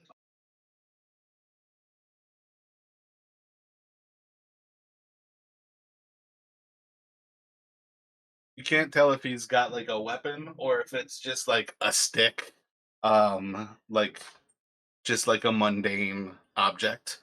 So my point is kind of like with that, like you can tell they've got something, but whether this is like a trained killer or some idiot who's trying to be menacing, you don't really know at this point.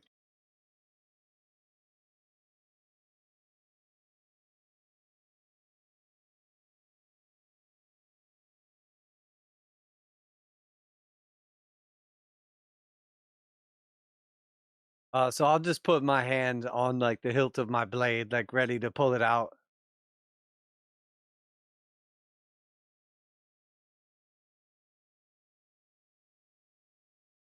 Yeah, think Rowan will like follow suit, like seeing them and everything. But yeah, see where it goes.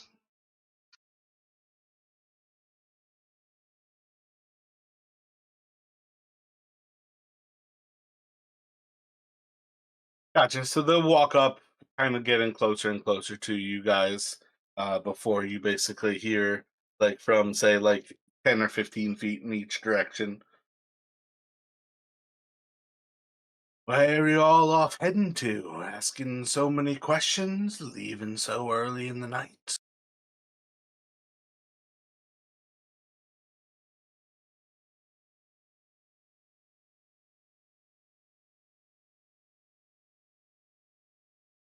I'll look over at Rowan, and then I'll pull the blade out about a third of the way, so you can see, obviously that it's a big old great sword. And I'll just say back to him, I promise you, friend, it's none of your business, and you don't want to make it any of your business. And I'm going to try to intimidate him. Gotcha. Roll an intimidation.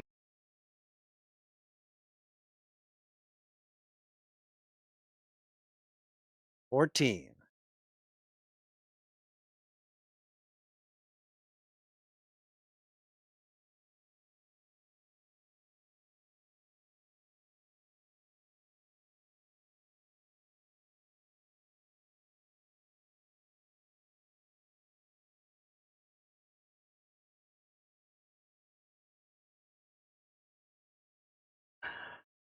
Yeah, so like the one who was like speaking from in front of you, kind of like almost like seems to be like sliding whatever he was kind of like clapping between his one hand and the other, like into a pocket. And I don't want any trouble, and this is not any of my business.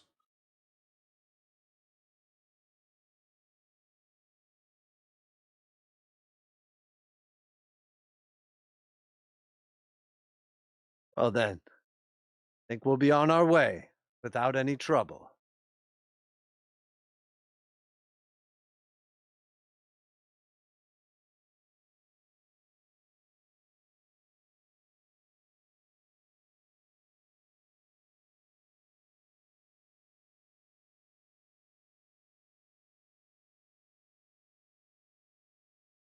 One person whose business it's not to another person whose business it's not. You're asking questions that will cause you trouble.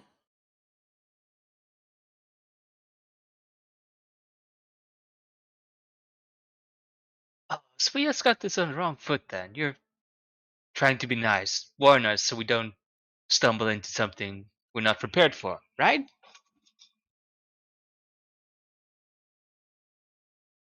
Make a persuasion here. You can have advantage because he is still technically frightened by Ezreal.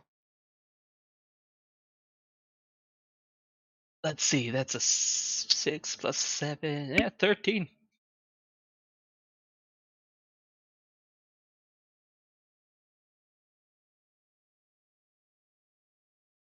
I can't say much to you, but the tiefling you're looking for is employed by Thurman Reese, and Thurman cares for those who work in their employ. It's best not to ask questions for the workers of the brothel, and if you know better, it would be best to drop the queries you have. Whatever you need this girl for, her services can be procured for a price, and that's where she will remain. And I've said too much. And you like already hear like the footsteps of like the last of the other thugs have like run off, and this one now realizes like they're completely alone on this dark street with you guys, and they too are going to run off. We'll consider ourselves warned.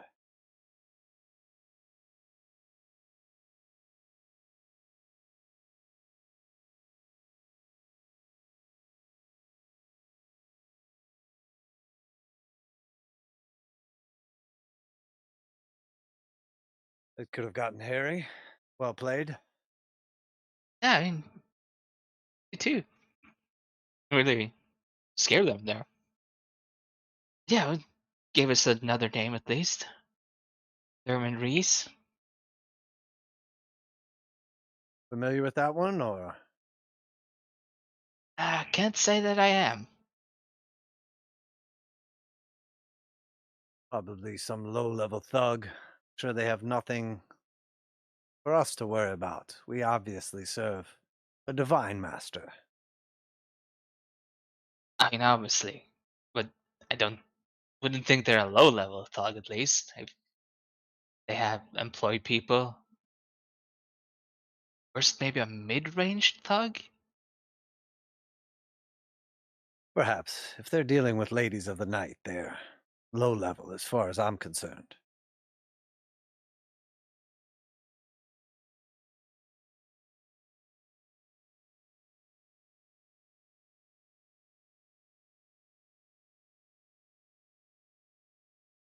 Okay, but do we still want to go there then, or do we want to check? What's it called? Randall's first.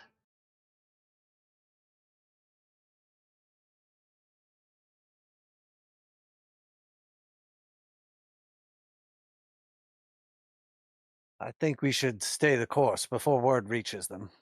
They'll know at this point that we're coming, or at least word could be on its way. We don't want her to have an opportunity to leave before we arrive. All right, then follow me.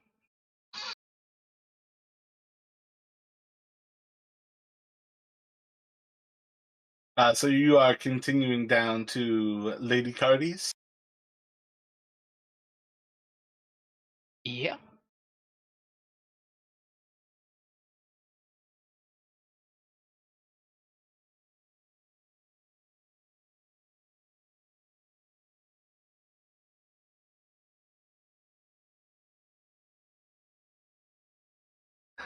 So probably like 20-25 minute walk.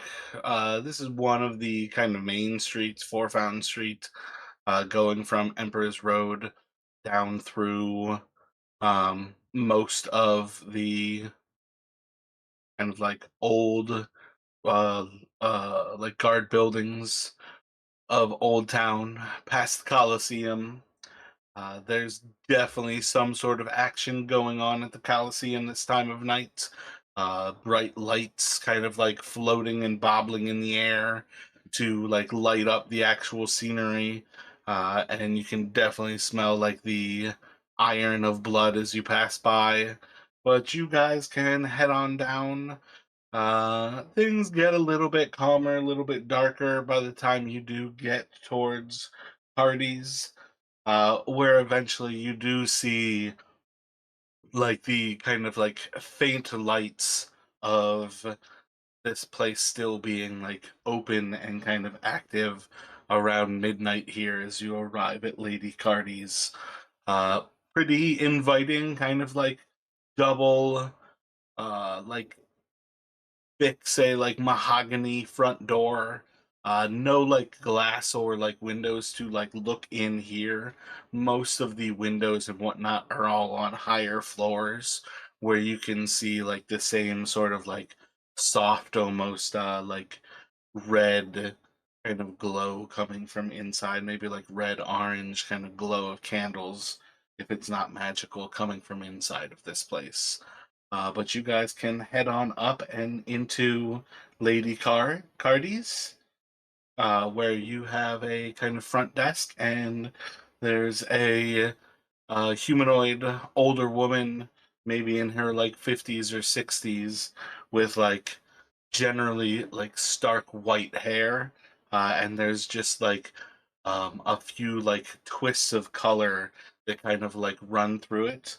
None of them being natural, like where you have like a bright orange, like a bright yellow, and then a bright like pink, and they're just like three different locks of hair that are otherwise like flowing through the rest of her white hair, like up in a bun. And when you all enter, she'll look over the two of you, and with a welcoming gesture, bring you towards like that front desk.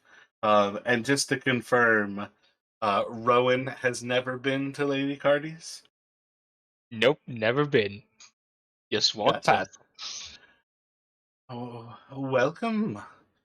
My name's Cardilla. I'm glad to see some new faces.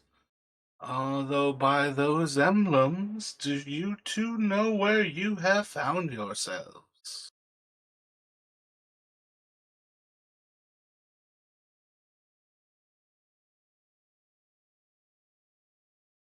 Indeed, we do. But we're here for another purpose. Not what your normal clientele comes for. You've never been to Lady Cardi's and like you pretend you know what my clientele comes for. Intriguing. Pray tell me, what do you think your purpose is that's so far off from every other purpose in this place?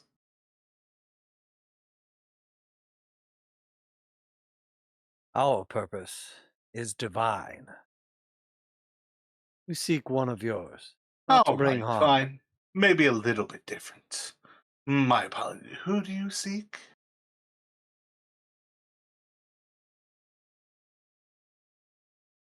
The lavender tiefling. I'd go by the name Erodopai? Uh, Aeropodiah. Hmm. Well, you are in luck. I was going to say I don't actually employ Lavender Tiefling, but I do actually remember she came here some time ago.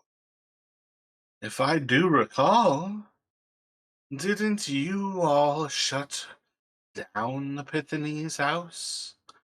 Put her out of home? Out of work? Sent her down to little old me, I believe. I haven't seen Arapidai for years. 2 years? You might know better. When did you raid there?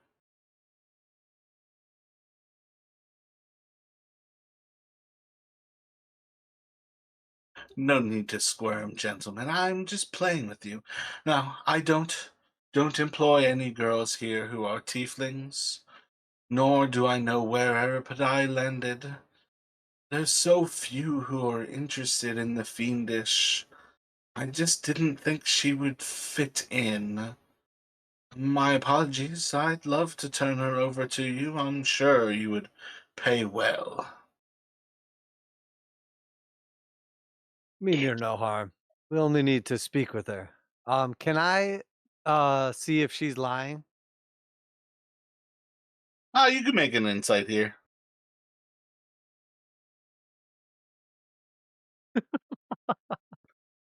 She seems to be lying. Yeah, it's a 6, so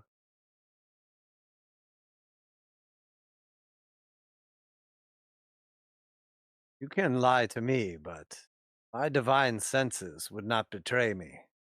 Where is the girl? We'll be in and out of your hair. We only need to speak to her.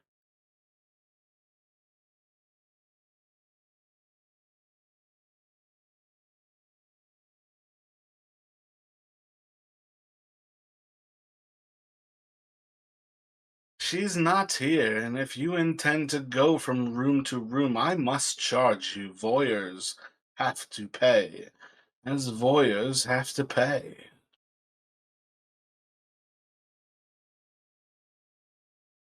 Oh, but I'm sure she's not lying to us, but even if she's not here, maybe you could point us in a direction that could help us find her then? Any lead? Like anything? Anything? How expensive of an anything would you like?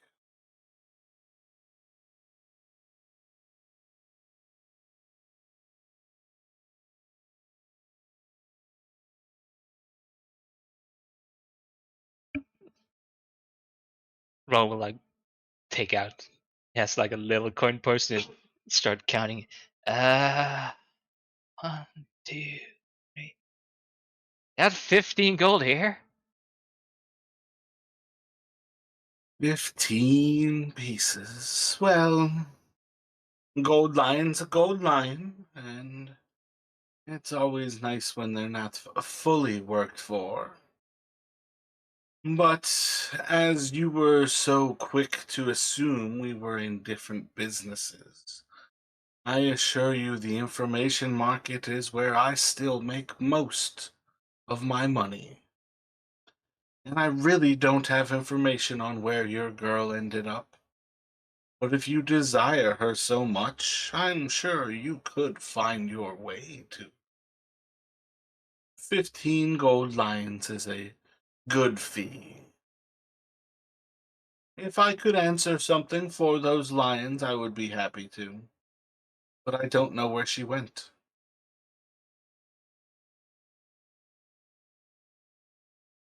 Perhaps you know someone who would know where she went.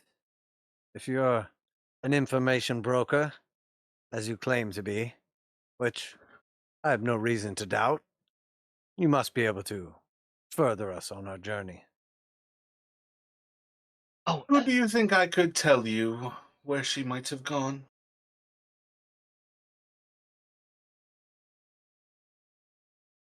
like Ron will like tug a little bit on. Uh, new names, Asriel. Yeah, that's right. Yeah, just trying to remember. Asriel is like Steven, try to whisper to you. Think maybe she knows about that bookstore. You know, one we couldn't remember about with the name with the proprietor's name in the name. She knows about that. Finar's books. Finar's books would be a good address to give you for 15 gold.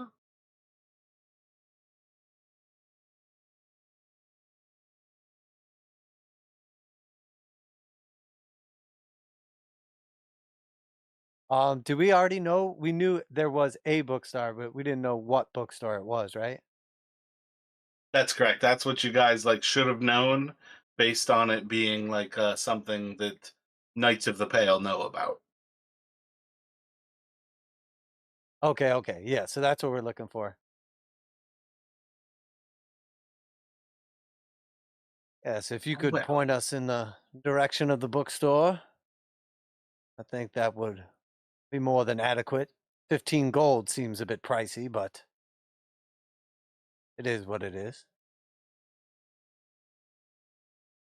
I've always been a pricey lady, so I wouldn't want to cheapen myself now when clearly my services are so well needed. If you head down to Resolve Street, Finar's is the first building after you pass the gated communities. I can't think what his actual address is, but you can always tell his place by the smell of musky paper.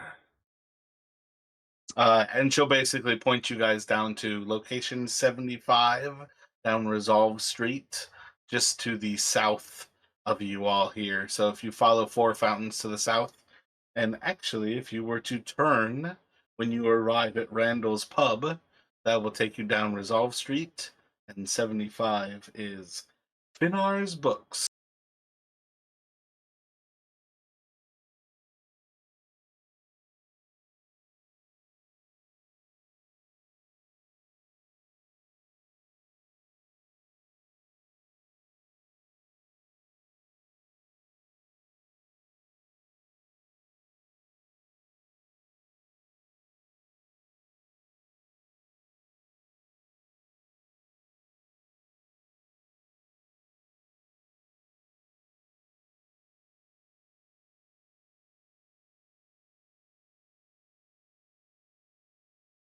Small price to pay for our humility.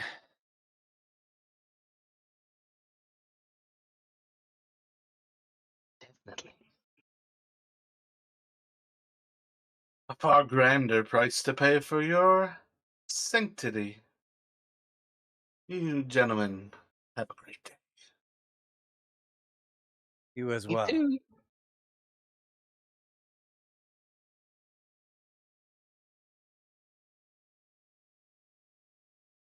Once we get outside, I'll hand you half of the gold.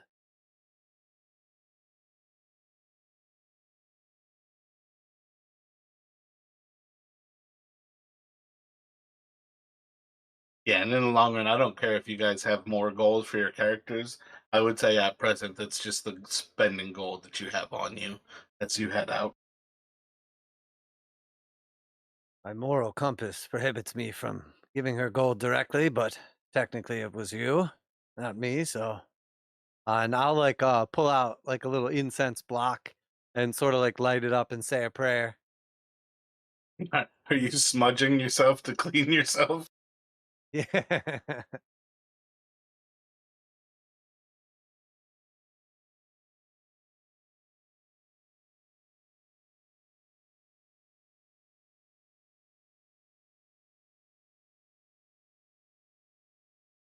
I don't think Lothian would mind us paying her for furthering our cause, right? He's doing his work.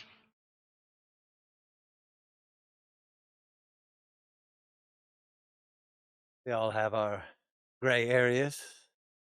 Mine stops far before a brothel and paying for services, regardless if they're just information, but I'm not going to judge you. I got the information from her, furthered our course, so a divine choice it was.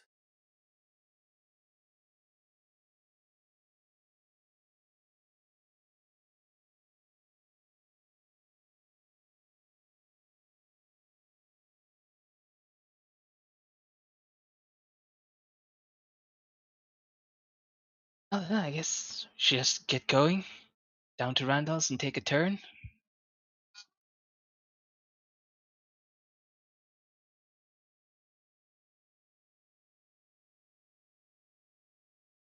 Indeed.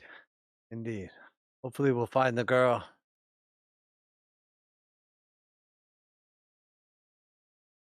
Heading into Randall's, or are you going for Finnar's? I think we're going to Finnar's, but we had to pass Randall's. Is that right? Mm-hmm.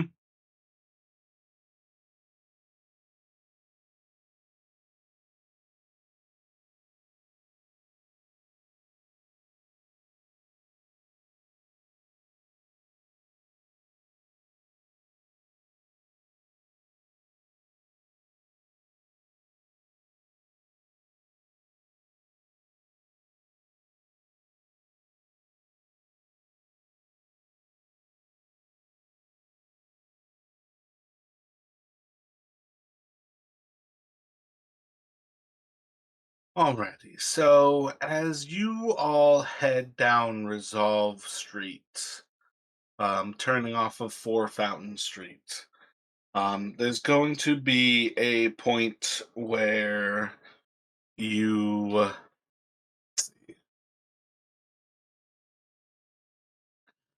I think hear a like pop and just kind of like a big sort of bang, and it's coming from the street ahead of you. Um, and you're going to see. Let me get a perception check actually from the two of you here. Is this disadvantage again? Darkness? Yeah.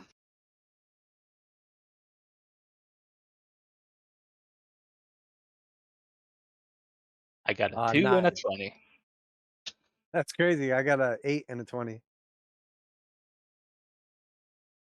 So yeah, that 2 would be a 1. I have a -1 perception.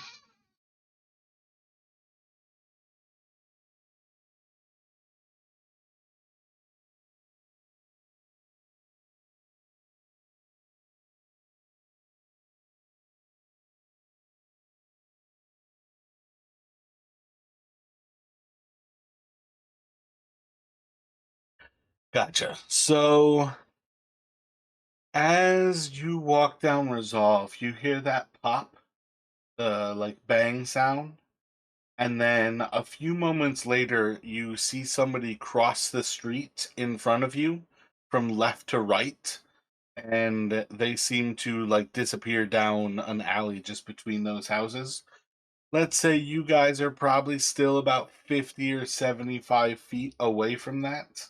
What kind of thoughts do you all have as like a first sort of question of like, seems like there was a loud noise ahead of you. Somebody is fleeing from the general spot where you were heading, and they are fleeing basically to the north, into like the quickest alley possible away from that building. And that sounded like gunshot. Could be. I think it's close enough that you guys could possibly recognize that as a dragon pistol or like a dragon rifle. I think I look over at Rowan immediately and take off running towards it. Towards the one fleeing. Yeah, with that roll, we'll just book it after him.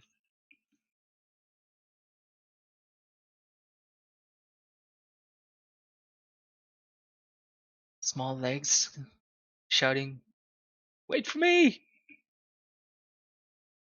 Keep up, or I'll meet you in the afterlife.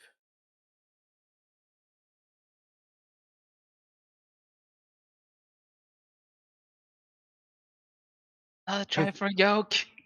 His halfling's movement that much lower? What are you, 25 or 20? 25. Oh yeah, you're only like with a full sprint, you're only 10 less. I'm 30, so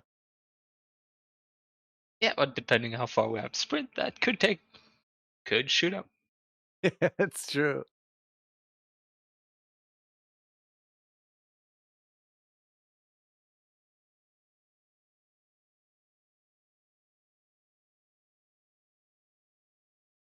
All right, so both of you immediately jump into like sprinting mode running after this thing.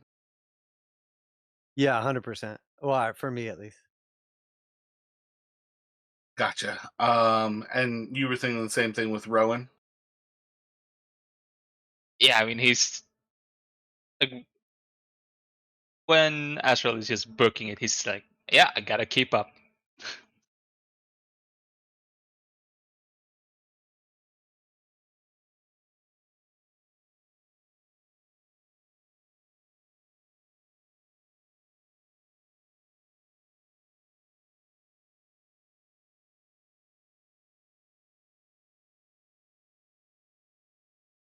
So let's go for a sort of skill challenge where you guys need 3 successes before you get 3 failures. And using the same thing's going to create disadvantage. So tell me something that you want to do to try to catch up to this thing, to head it off. How do you want to catch this person who's running away from what would appear to be, damn it, move it away from the title. Thinar's books.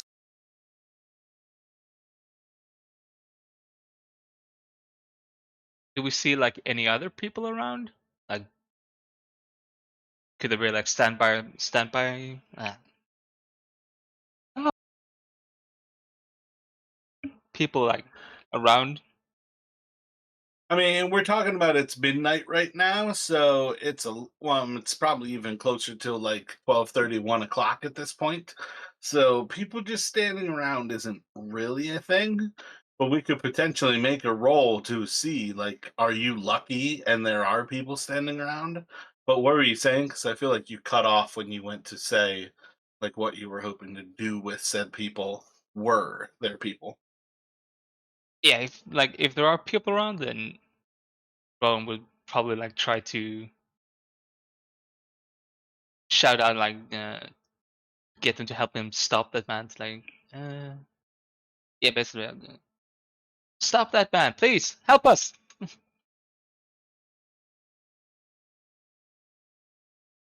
Gotcha. So at present, we're thinking like perception check to see if there are people, and then that might lead to your second thought would be like try to persuade people to help you. So the first round for Rowan would be a perception here to see if there are people that can help you. And what would you like to do with Azrael? I'm thinking I don't know this area particularly well, but maybe could do like an insight check to get an idea like where this person might be headed, as in like are they gonna like try to cut a corner coming up soon? Does it look like they're just going full sprint straight ahead, like to try to get an Kind of advantage? attempt to cut him off. Okay, so yeah, let me get a perception here and an insight. Oh, can I blow my inspiration for the perception? Oh, always. Natural 20 for 24 on the insight check. Yeah, I got a 17 for 16 total on the perception. Gotcha. Yeah. So you basically see, um, like, okay, we're working with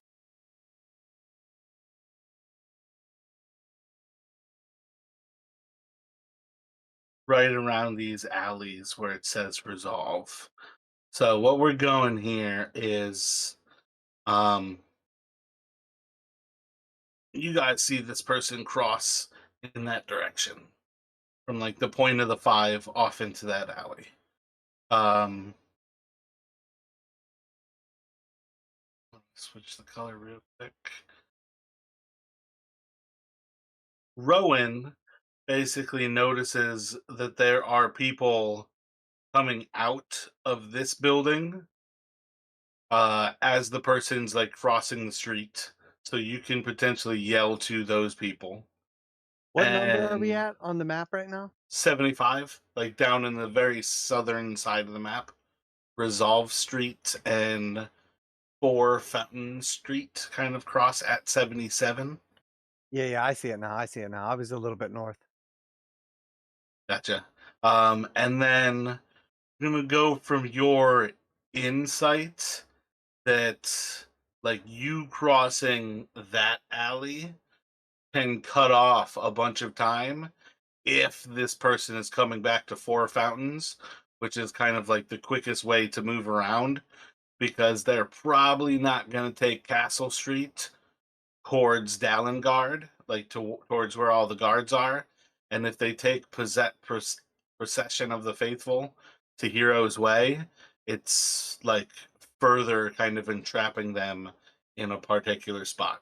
So you're basically banking on, with that insight, that this person is heading sort of out to Procession of the Faithful and down in that direction.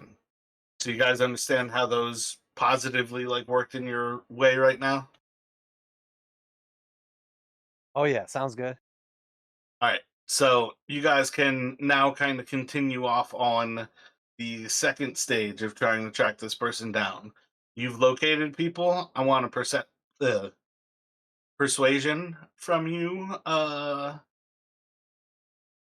And then what are you doing with Asriel? What are you thinking as you cover the ground?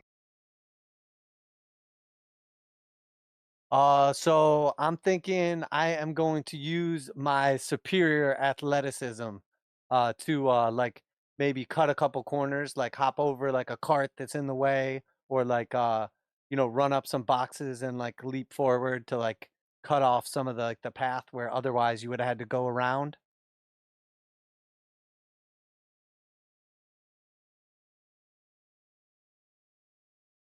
Gotcha. Yeah, you can do an athletics check. I already kind of gave you a straight route to it. This will be a little bit higher DC than it is like lower, but if you kind of crush it, you can like run up a building, which will potentially give you the ability to like leap down on the person. So, what did you guys get there with the um persuasion and then the athletics? I got an 18 on the persuasion. and 16 on the athletics.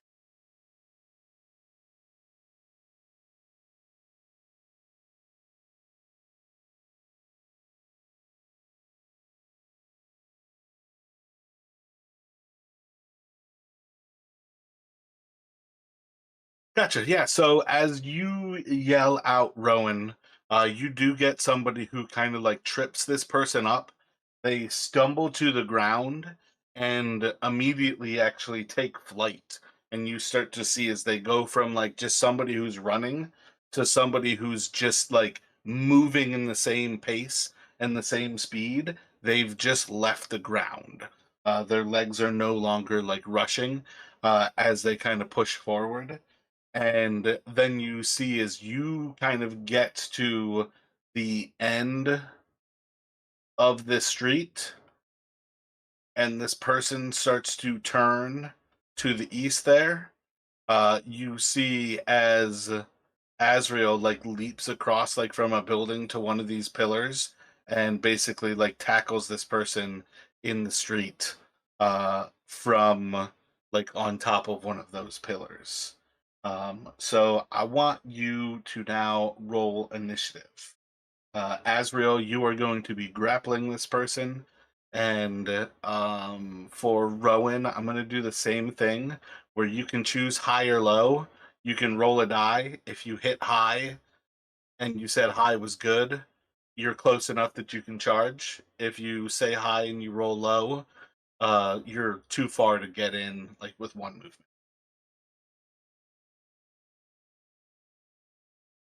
18 on my initiative.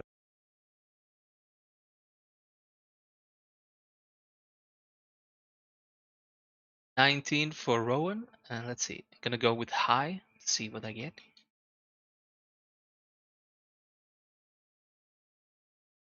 $66. All right. So, Azrael, you said you got an 18, 18, correct. Yep. and then Rowan rolled a 19. Yep. All right, so Rowan, what are you doing? You are close enough that you can close the distance to the two of them on the ground.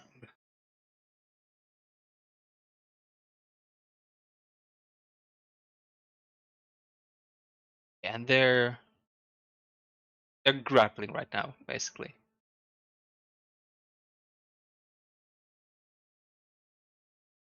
Yeah.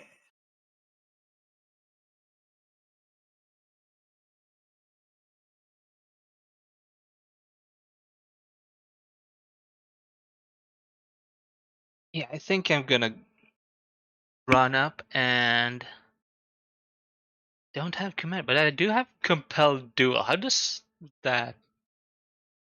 Because he would make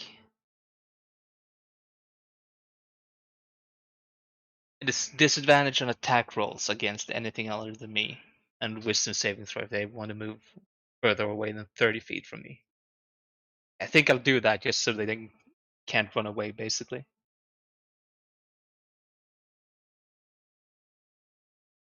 Gotcha. And that's a wisdom saving throw? Yeah, wisdom 15.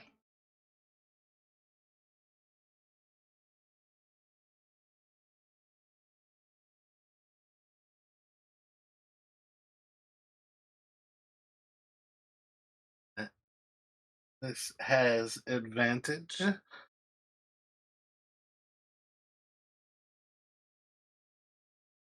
You'll see. I don't think you're going to see any change in its fight kind of being almost like its focus is almost entirely on Azrael at this point. And as you compel duel, I don't think you're going to see any change. It seems unaffected.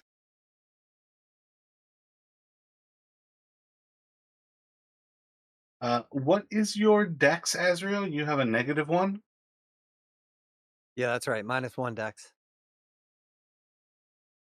Gotcha. So you are going to um see as the thing kind of like pushes you away for a moment, kind of like pushing you off of it. Um And again, I kind of gave you like a free grapple there. You were not grappling it where it has to break free. If you want to actually grapple it, you can do that in the future here.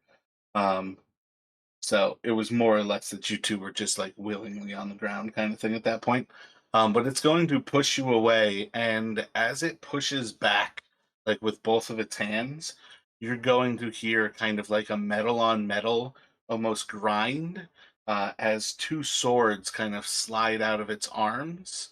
It is going to make two longsword attacks at you. The first, well, I don't know which was first. Yeah, the first should miss with a 13, but the second one should hit with the 24. Yeah, I'm at 16 armor. Gotcha. And it's going to do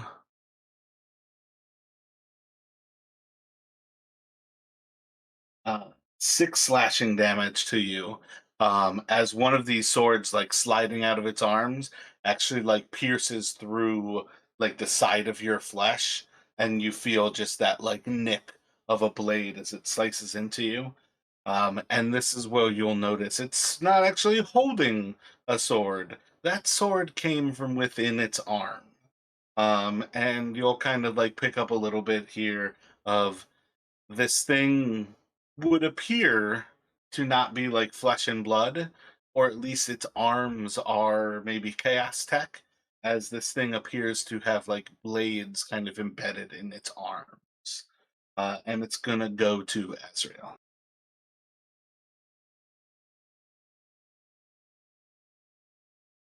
So I'll like look down at where this thing just like cut me, and then I'll pull out my sword, and as I like I guess like strike out at it, I'll start like condemning it verbally. The first mistake was crimes of the living, second was fleeing, but the third was shedding Lothian servants' blood. And then I'll like strike it twice.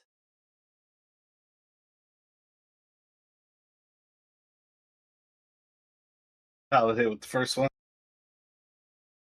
Definitely a solid hit with the crit. Oh, it's game on, son. He's mad.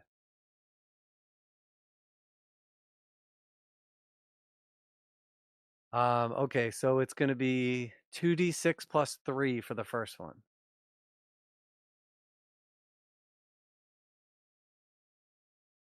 So 11 for the first one. And then it's 15 plus 2d6 for the second one. Oh yeah, 26 for the second one. Six.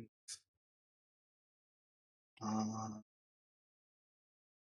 Damn, that's just under half in a single strike. Let me look up those special rules that we've been using. I don't think you're gonna get any either of them, but I just want to make sure. Yeah, any attack that does 50%, it was just under that. So it was a total of 37 now.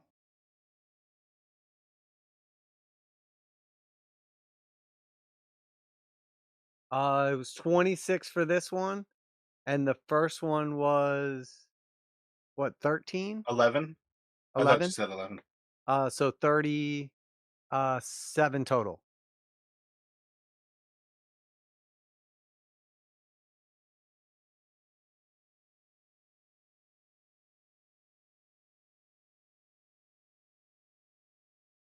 And by now you are basically recognizing that, like, with these like cuts and slashes into this thing, it is not blood that is flying out of this creature. There's like warm, hot oil being like strewn across the street as you cut into this thing. And it's gonna go to Rowan.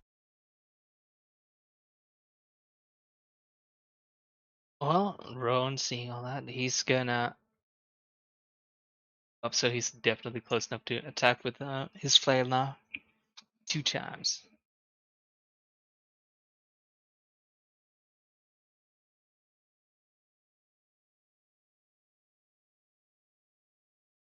So both of those would be 19 to hit?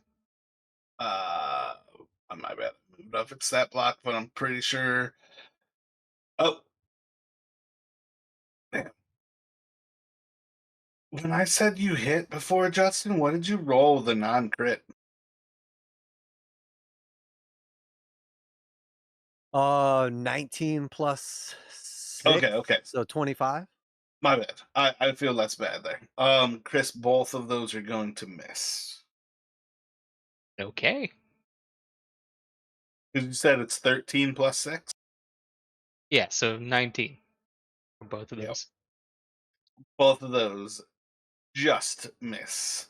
As you smash into this thing and you just hear like the sound of like metal ricocheting off of metal. And that's like Rowan's like first clue. Like you're not attacking like a living creature. This is some sort of construct. And at Oh, We this don't. point, just gonna bonus action for Rowan. He's gonna gotcha, cast Shield of Faith on Astral. gotcha. We don't have any flanking bonuses or anything at this point, by any chance. You know, you can have the flank. You can make those damage attacks. That's legit. Okay, so they hit. Yeah, both of those would hit. Nice. Nice. That would be 15 total damage. Just 2 hits. And Astral, you will get a +2 bonus to your AC. Nice.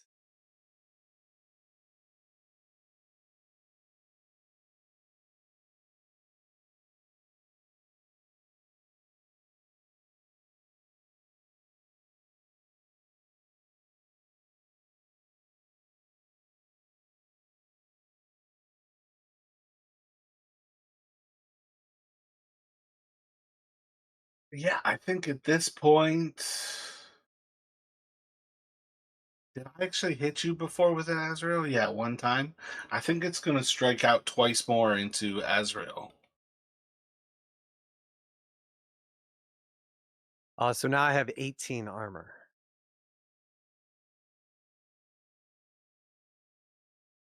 So one hits, the 12 is going to miss, and it's going to deal 14 slashing damage as it cuts into you.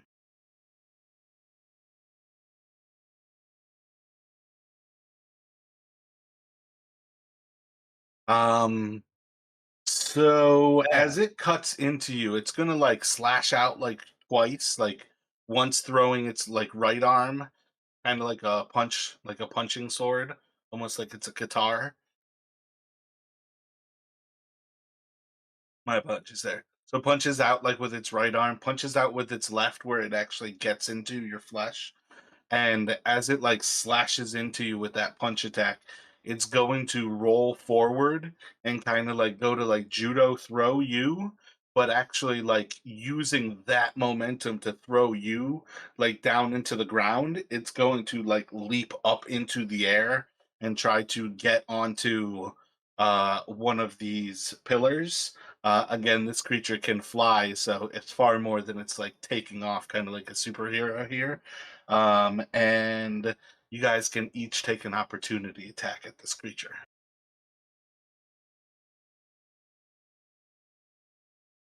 Well, mine misses with an 11.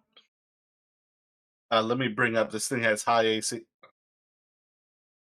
I was gonna say, do either of you have inspiration? Do you want to try to kill this thing before it gets away?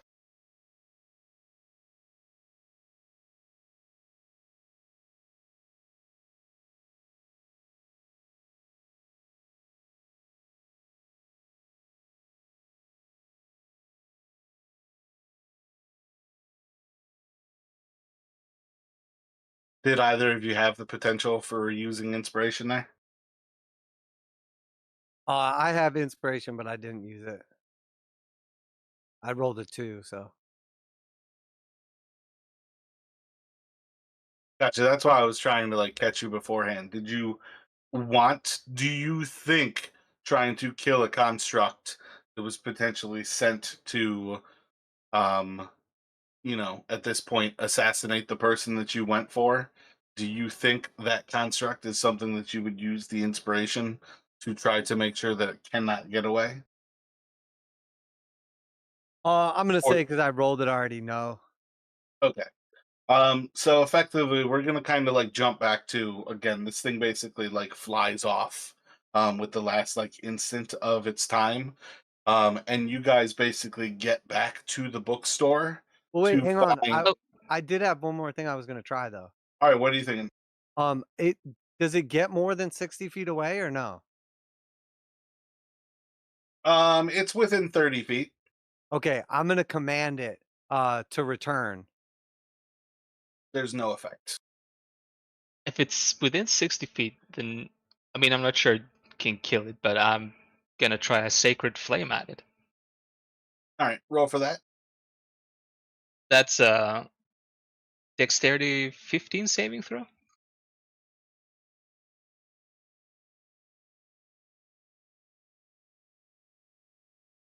It's gonna miss. Yeah, then it does nothing. So after that, it's gonna be 90 feet up in the air, and it's effectively gone.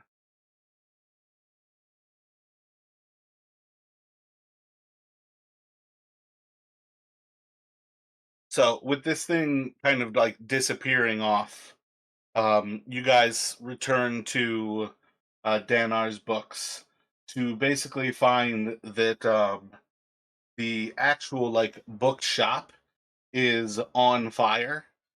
Maybe not out of control on fire. Um,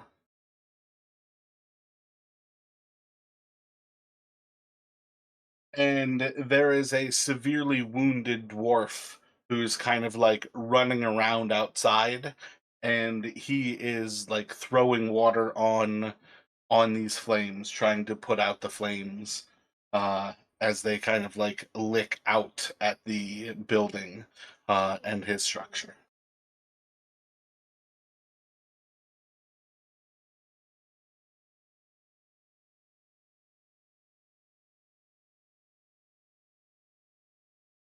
So I'll try to help him like put out the flames as best I can.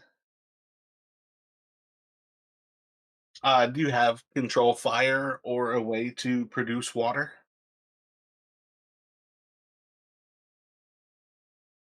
No, nothing like that. More like physical, like try to stomp him out or like stuff like that. Gotcha. Like throwing your cloak down and like suffocating little bits of fire at a time.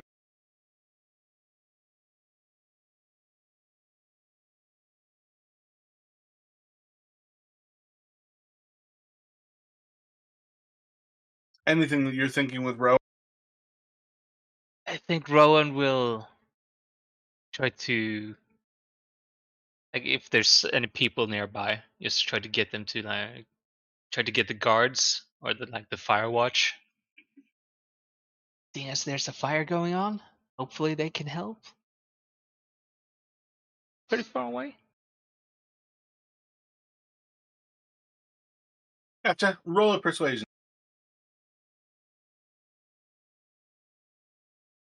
18.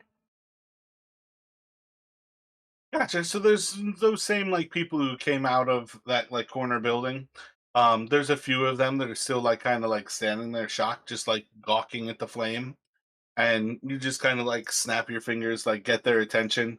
You guys actually walked past the firehouse on your way here. It's not necessarily close, but it is towards the end of like Four Fountain Street where it crosses Dallingard Road. And that's where the actual firehouse of Old Town is. So you can send some of these people for the fire patrol and get that kind of set up here. Uh, in general, though, this place is a little bit better off. Again, most of these buildings are like old stone structures, so there's a lot less wood kind of going on here. But with the help of Azrael and Finar, they pretty much have the fire out by the time the patrol comes. But you can basically see by the time like the last little bits of flame are kind of put out, Finnar is sort of like on his last legs as he like collapses to the ground. He seems to be unconscious. Oh, then with that, Rowan will rush to him and lay on hands. Gotcha. How much are you gonna pump into him? Just doing one? I mean, if he's knocked unconscious and he looked like a bit injured before, at least, probably gonna pump He's him dead. he pretty much has like a bullet to his neck kind of thing. Oh, if it's that, yeah, I'm probably gonna. Yes, because that seems pretty fatal. I'm gonna pump in all of it. Feel like that would just be something you would do. Just heal as much as I can. Hopefully, it works.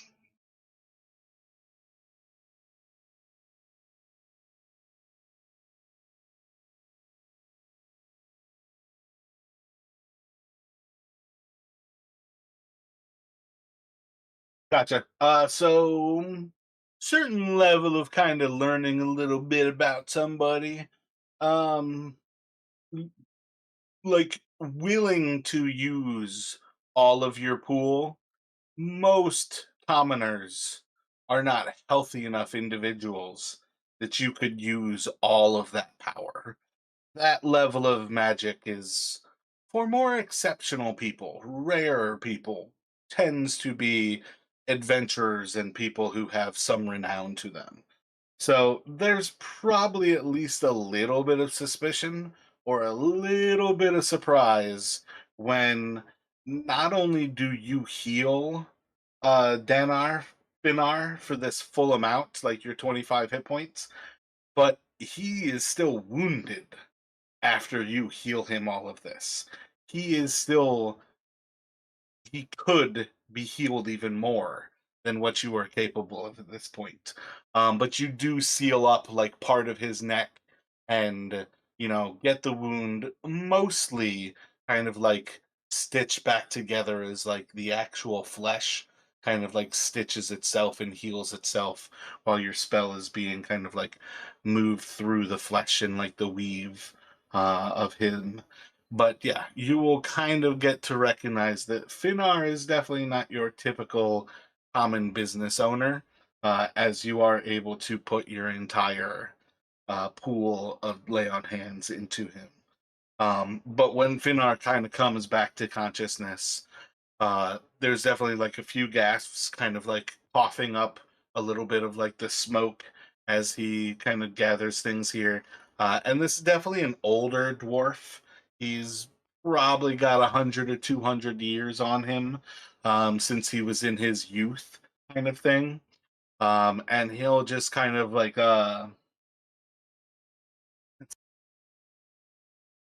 you're not actually a dwarf, right, Azrael? You just speak dwarfish. Yeah, that's right. I'm human. Gotcha. Do you think, like, when you speak in a dialect, that you have probably like the Tarsian dialect of the Grail Warden dwarves, like the dwarves from the east, not specifically one of the dwarves here? Or do you like to imagine that you've kind of studied and perhaps like long to meet one of these stone lost dwarves, the dwarves who are actually like native to Tolus? Yeah, mine would be more of like a learned dwarf, like from studying and reading.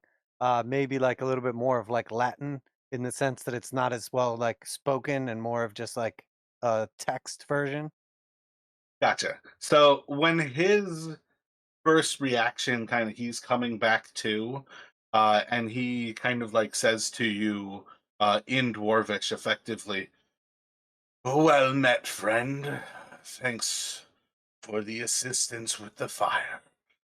There's many precious things here." You'll actually hear like with his Dwarvish dialect, this is somebody who's speaking like a stone lost dialect. And not necessarily this is some words that you don't get to hear, but like these are words that you don't get to hear from somebody who says them so casually. And that would again kind of be like the idea of like Latin is not a spoken language. just like Stone Lost would not be a spoken language. People would generally know how to say the words, but it's not like they speak them fluently. They kind of take the time, like um, conjugating the Stone Lost to say the proper word. Rarely are they spoken in sentences.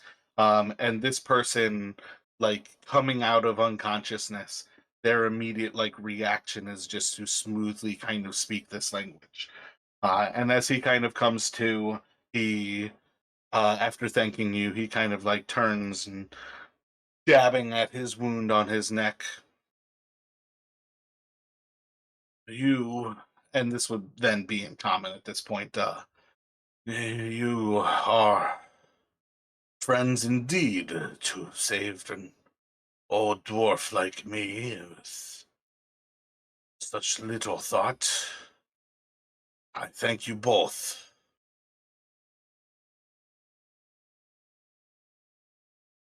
You're no commoner. Don't strike me as a typical shop owner. You survived that construct and took all that laying of hands.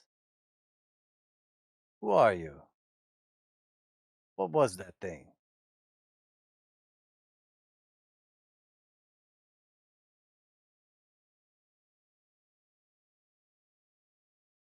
Roll a persuasion.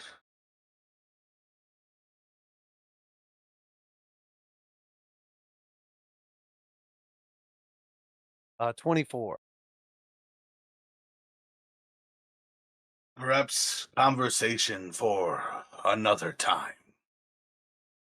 But I would be remiss were I not to thank you with a few tankards of ale, and we can make that time now.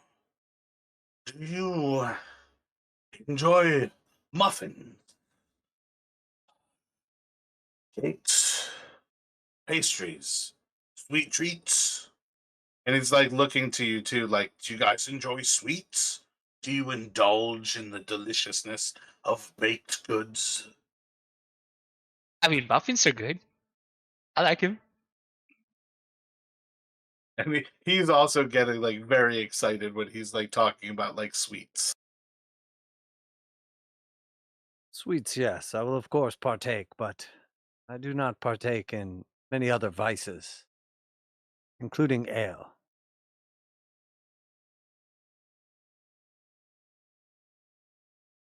I'll pretend you didn't say that. All I serve is ale and sweets. So ale and sweets it is.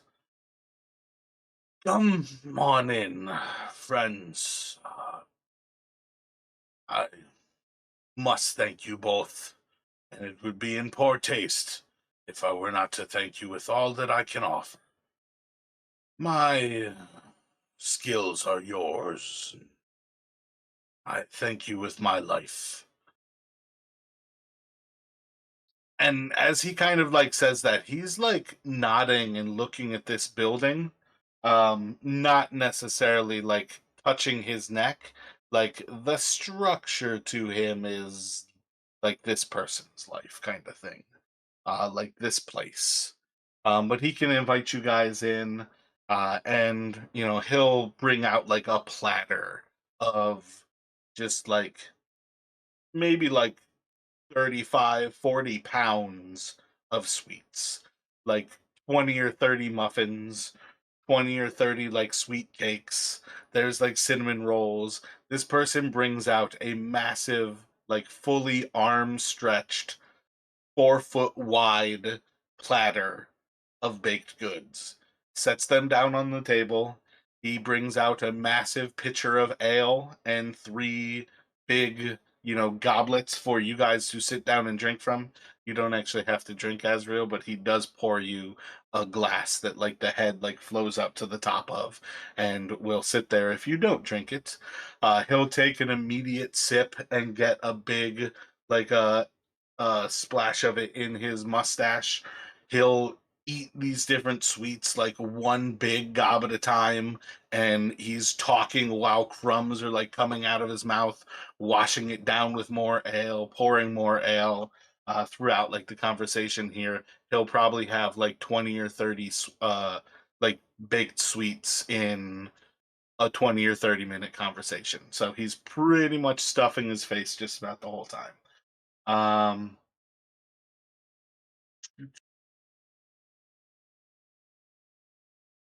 but yeah, you guys kind of saved his life. You've got his favor. And in the long run, there's probably a lot more to the conversation than what you guys want to ask. But this is indeed uh Finnar Greydagger of Finnar's books. What would you guys like to ask of him across this conversation?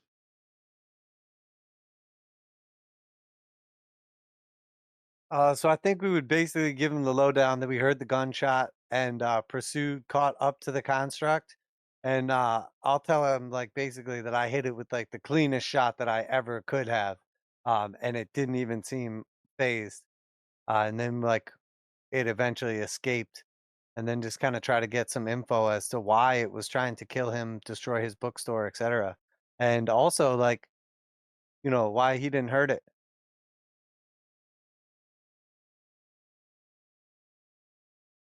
Could like did it sneak up on him or? You would know from like the wound he did basically get shot from behind, and it probably like went right past his spinal cord and out like the front of his neck, basically tearing open one of his carotid arteries. So it by all means should have been a pretty fatal shot. And again, this is one of those things where you're kind of like recognizing the actual like staunch nature of this dwarf, that he got shot through one of his carotid arteries and still spent like 5 or 10 minutes putting out the fire before passing out and nearly dying at your feet. Um, as far as things go, he doesn't really know where this construct came from, doesn't really know who shot him, but when you guys fill him in, he'll have that kind of genuine nature of, yeah, it kind of makes sense. And sort of his sort like explanation, maybe not again in this exact conversation, because this is say like 45 minutes or an hour that you guys can hang out with him and get this info, where he's essentially like, well, I've been forging documents in this area for a few years. I'm old blood in Tolus. There's new blood needs me to be gone. And I've heard threats here, I've heard threats there. People have tried to kill me many times across my life. But this new one, they all call themselves Killraven. Been something other. Can't quite make out whether it's a cult or if there even really is a Killraven. But sending someone here, try to shoot me and burn down my bookstore, that's something beneath even the Balcazars.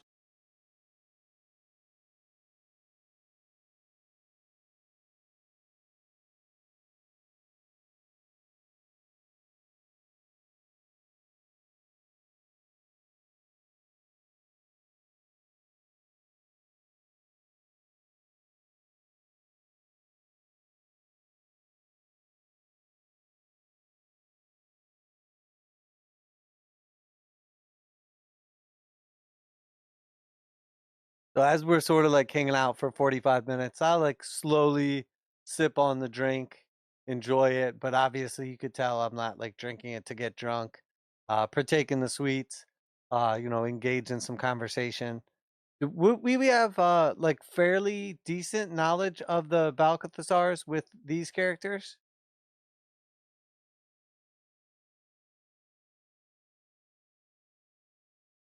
So the Knights of the Pale are one of the crime-fighting organizations of Tolis. So it would again be that's part of why I say you guys would know about Finlar as well, because he is one of the known criminals. It's just one of those things where on some level the Knights of the Pale just don't bother ending Finar's business. The Balcazars are nobles, and that's part of what protects them from the Knights of the Pale stopping their business. But the Knights of the Pale would also know that Killraven is a gang of criminals and may be a singular person, but again, kind of corroborating like the way he talks about it, most people who interact with Killraven, the person that they're interacting with always calls themselves Killraven. And I think Justin, the one who's missing today, is probably the person who knows most about Killraven as I can't think of his character's name. The son, Davros's son, I can't think Dalton? of his name. Dalton. Dalton had gambling debts with Killraven and was taking out loans, going gambling, making a profit, and paying back those loans. But the loan shark that he was dealing with always went by the name of Killraven. But yeah, effectively, you guys are just kind of hearing a little bit about Killraven here, and essentially might have just stumbled across the randomness of this person like being assassinated by a rival.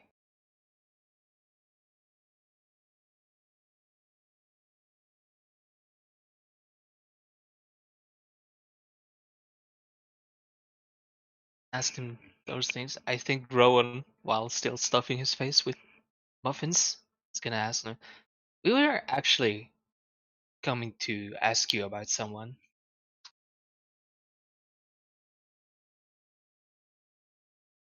We heard looking for a woman named Ropodai. You've seen her and Lavender Tiefling.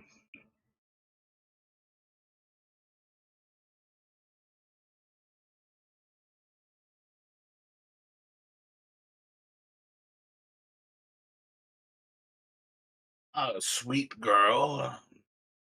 Shouldn't speak too much about clients.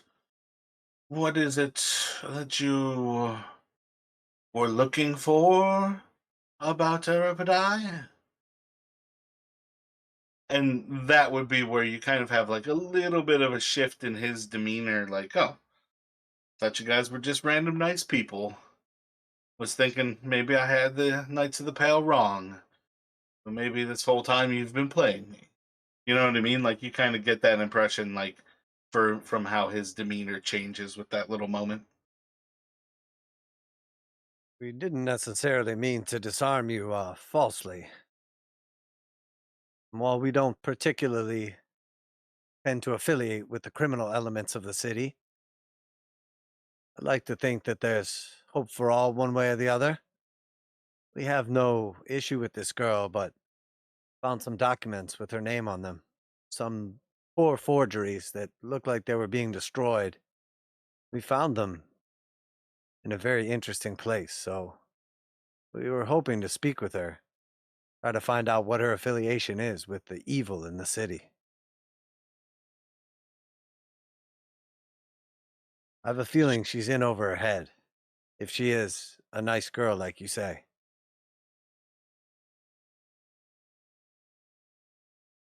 Well, perhaps you searching for her is just her saving my life, as I might have done a favor to help her. Euripides has certainly been in enough trouble from whatever dealings her ancestors made. Life of a tiefling is not easy in Tolus. There's only so many here, and all of them are treated otherwise, as any of the what is it, House Vladimir? Any of the Vladimir houses surely aware that I think it's Nanar Vladimir is the tiefling daughter in that house.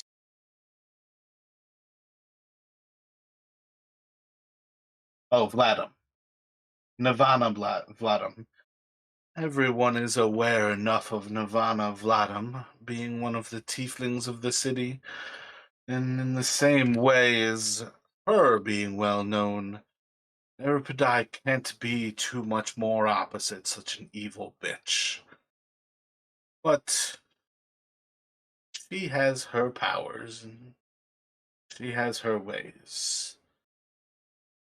And he'll kind of take some time where he basically does share, like, he's aware enough that Eripidai had gone to different forgers across the city. And this is where he'll really paint the picture that she has been afraid to leave Old Town. So she's been going through like the bars and taverns in Old Town because just as difficult as it is to get in, it can be just as dangerous trying to sneak out. And she wants to get past the guards and get out of Old Town. And it's one of the things where she keeps getting these forgers. She's trying to save, a buck on her forgers, and he's just like, try to save a buck here and there. 1 gold crown not worth your life. And she's wound up with many shoddy jobs done for her.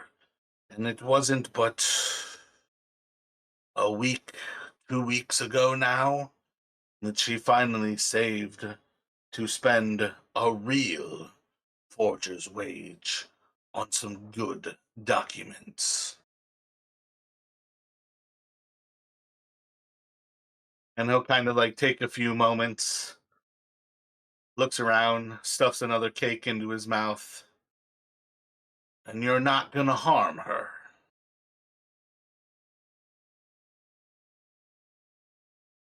Of course not. You have our word. You mean no harm to her. I feel like he's in over her head, and you said it yourself. Some call it faith, other believe it's divine purpose or guidance. Sounds like you may be closer to a breakthrough with Lothian than you might think.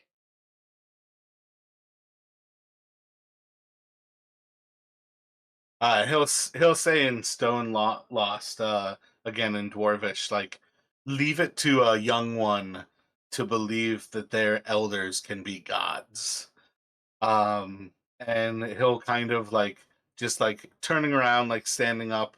He'll approach one of the like older bookcases that looks just absolutely covered in dust, and just kind of like rock back a book, and you'll see is like there's like a latch opens and a whole big like slide happens with that bookshelf.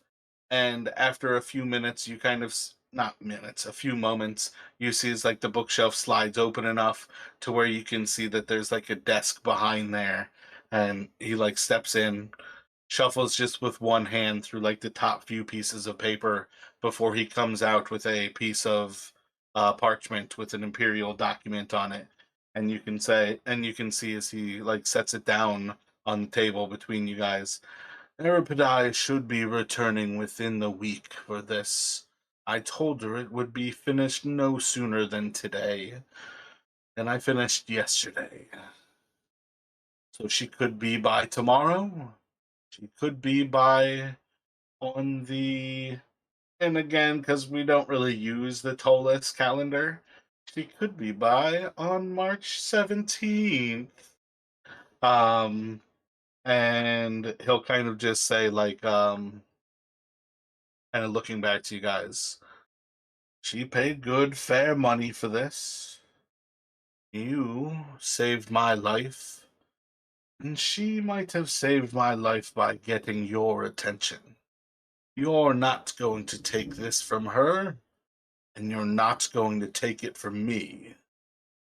You'd like to see her? You can come talk to her when she comes for this. Agreed.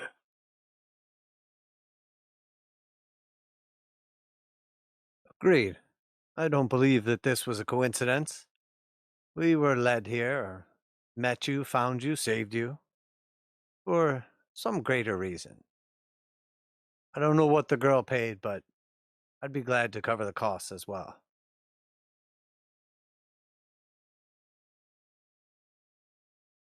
Well, she earns a pretty good wage in the White House, but I believe she would be quite thankful to hear that some benefactor was willing to pick up her fees. Would we know that the White House is the White House, or would we not have any knowledge of that? It's another one of the brothels, so I would say at this point you guys are just hearing, oh, it's one of the other brothels. But you guys never actually asked me earlier, like, do we know any other brothels? That was one of the other things that I was willing to give you for that 15 gold, was what other brothels are there? But I actually do think this is effectively where I was hoping to get you guys pointed to, is that the Knights of the Pale have a reason to investigate Aripidai at the White House.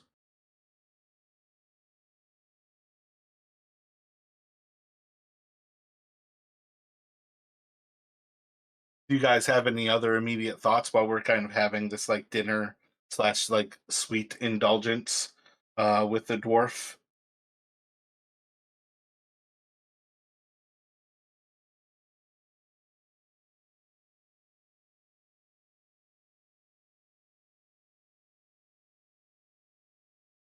Nothing from me, at least.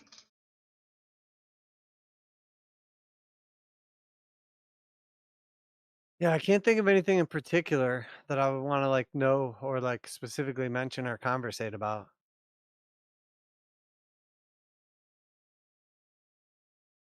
Gotcha. Yeah, so again, I feel like this is kind of a solid place for us to end. When I was like reading further in the adventure, I'm like, man, I feel like Monty Cook had to have like characters who like frequent um like brothels in their city, or like something that they left out where there's like an actual reason why like Aripidai and the White House would even be on their radar. And that was part of why I wanted to do this kind of a one shot where it's just like, let's give you guys like a view from like another set of characters who might accidentally like come across like, hey, there's one of the girls from the Pythonese house who's still actively working and she's just down here about a block away from our house.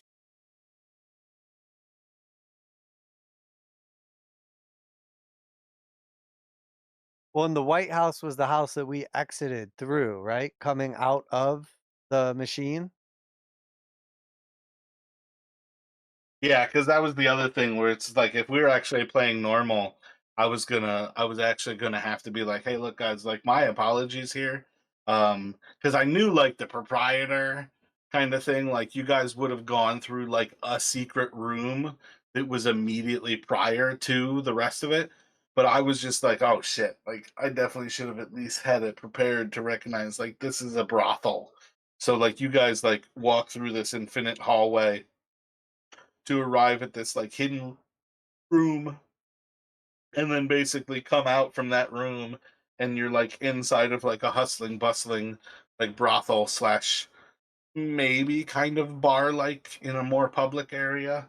But yeah, that was one of the things where we were going to immediately treat with it when we start with Justin next week, is effectively that the White House is, and you guys would now know, a brothel.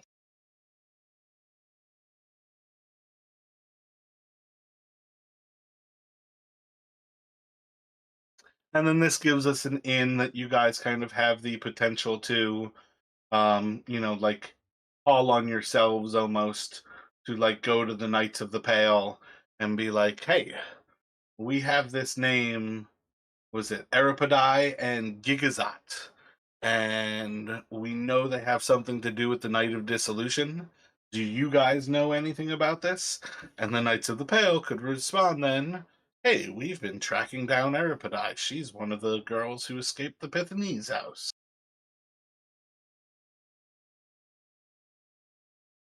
I don't know. I felt like it was kind of like a necessary like side quest to really like tie it in together versus just telling you guys like, hey, Aripidai is this one particular prostitute.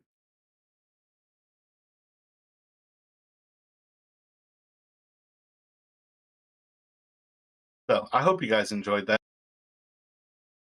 Felt like a fun way to kind of explore old town.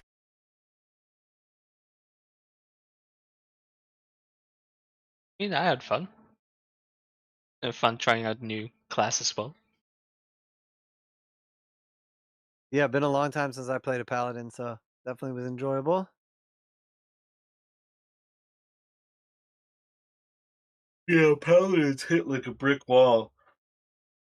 Um, that was like a skinned. I was looking for a particular construct and I couldn't find it.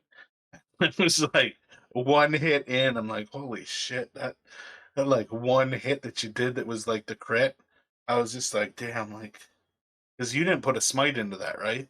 If you had put a smite into that, you could have one shot that thing with so little effort. No, I 100% would have spent a spell slot and smited it on that crit because that was like always my go-to where everybody's with the paladin. But I didn't even think about it till afterwards because I'm just so Oh, you know, rusty. we actually also talked about that. That's part of the sixth edition idea change is to get rid of the smites like that.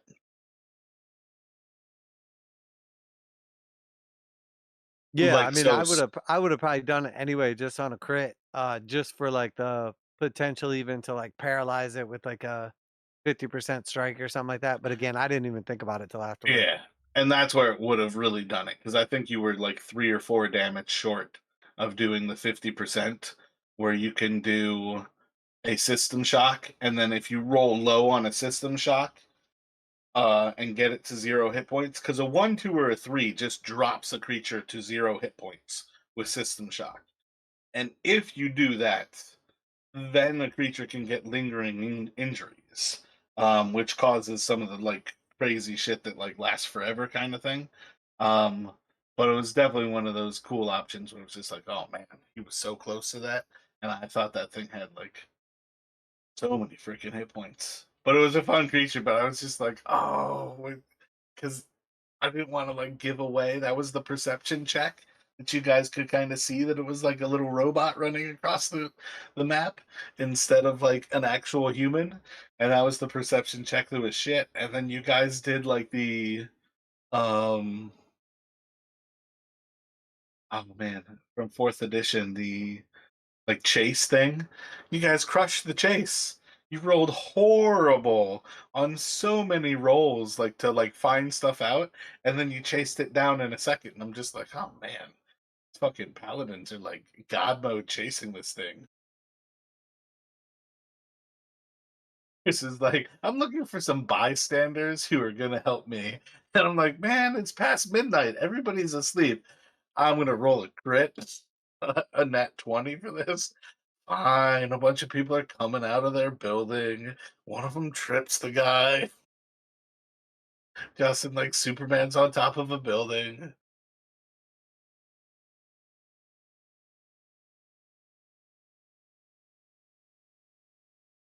Yeah. Yeah, it was fun. It I, was cool doing something a little bit different. I don't even know what kind of paladin specifically that was, but it was definitely something different than what I'm used to. It was just like the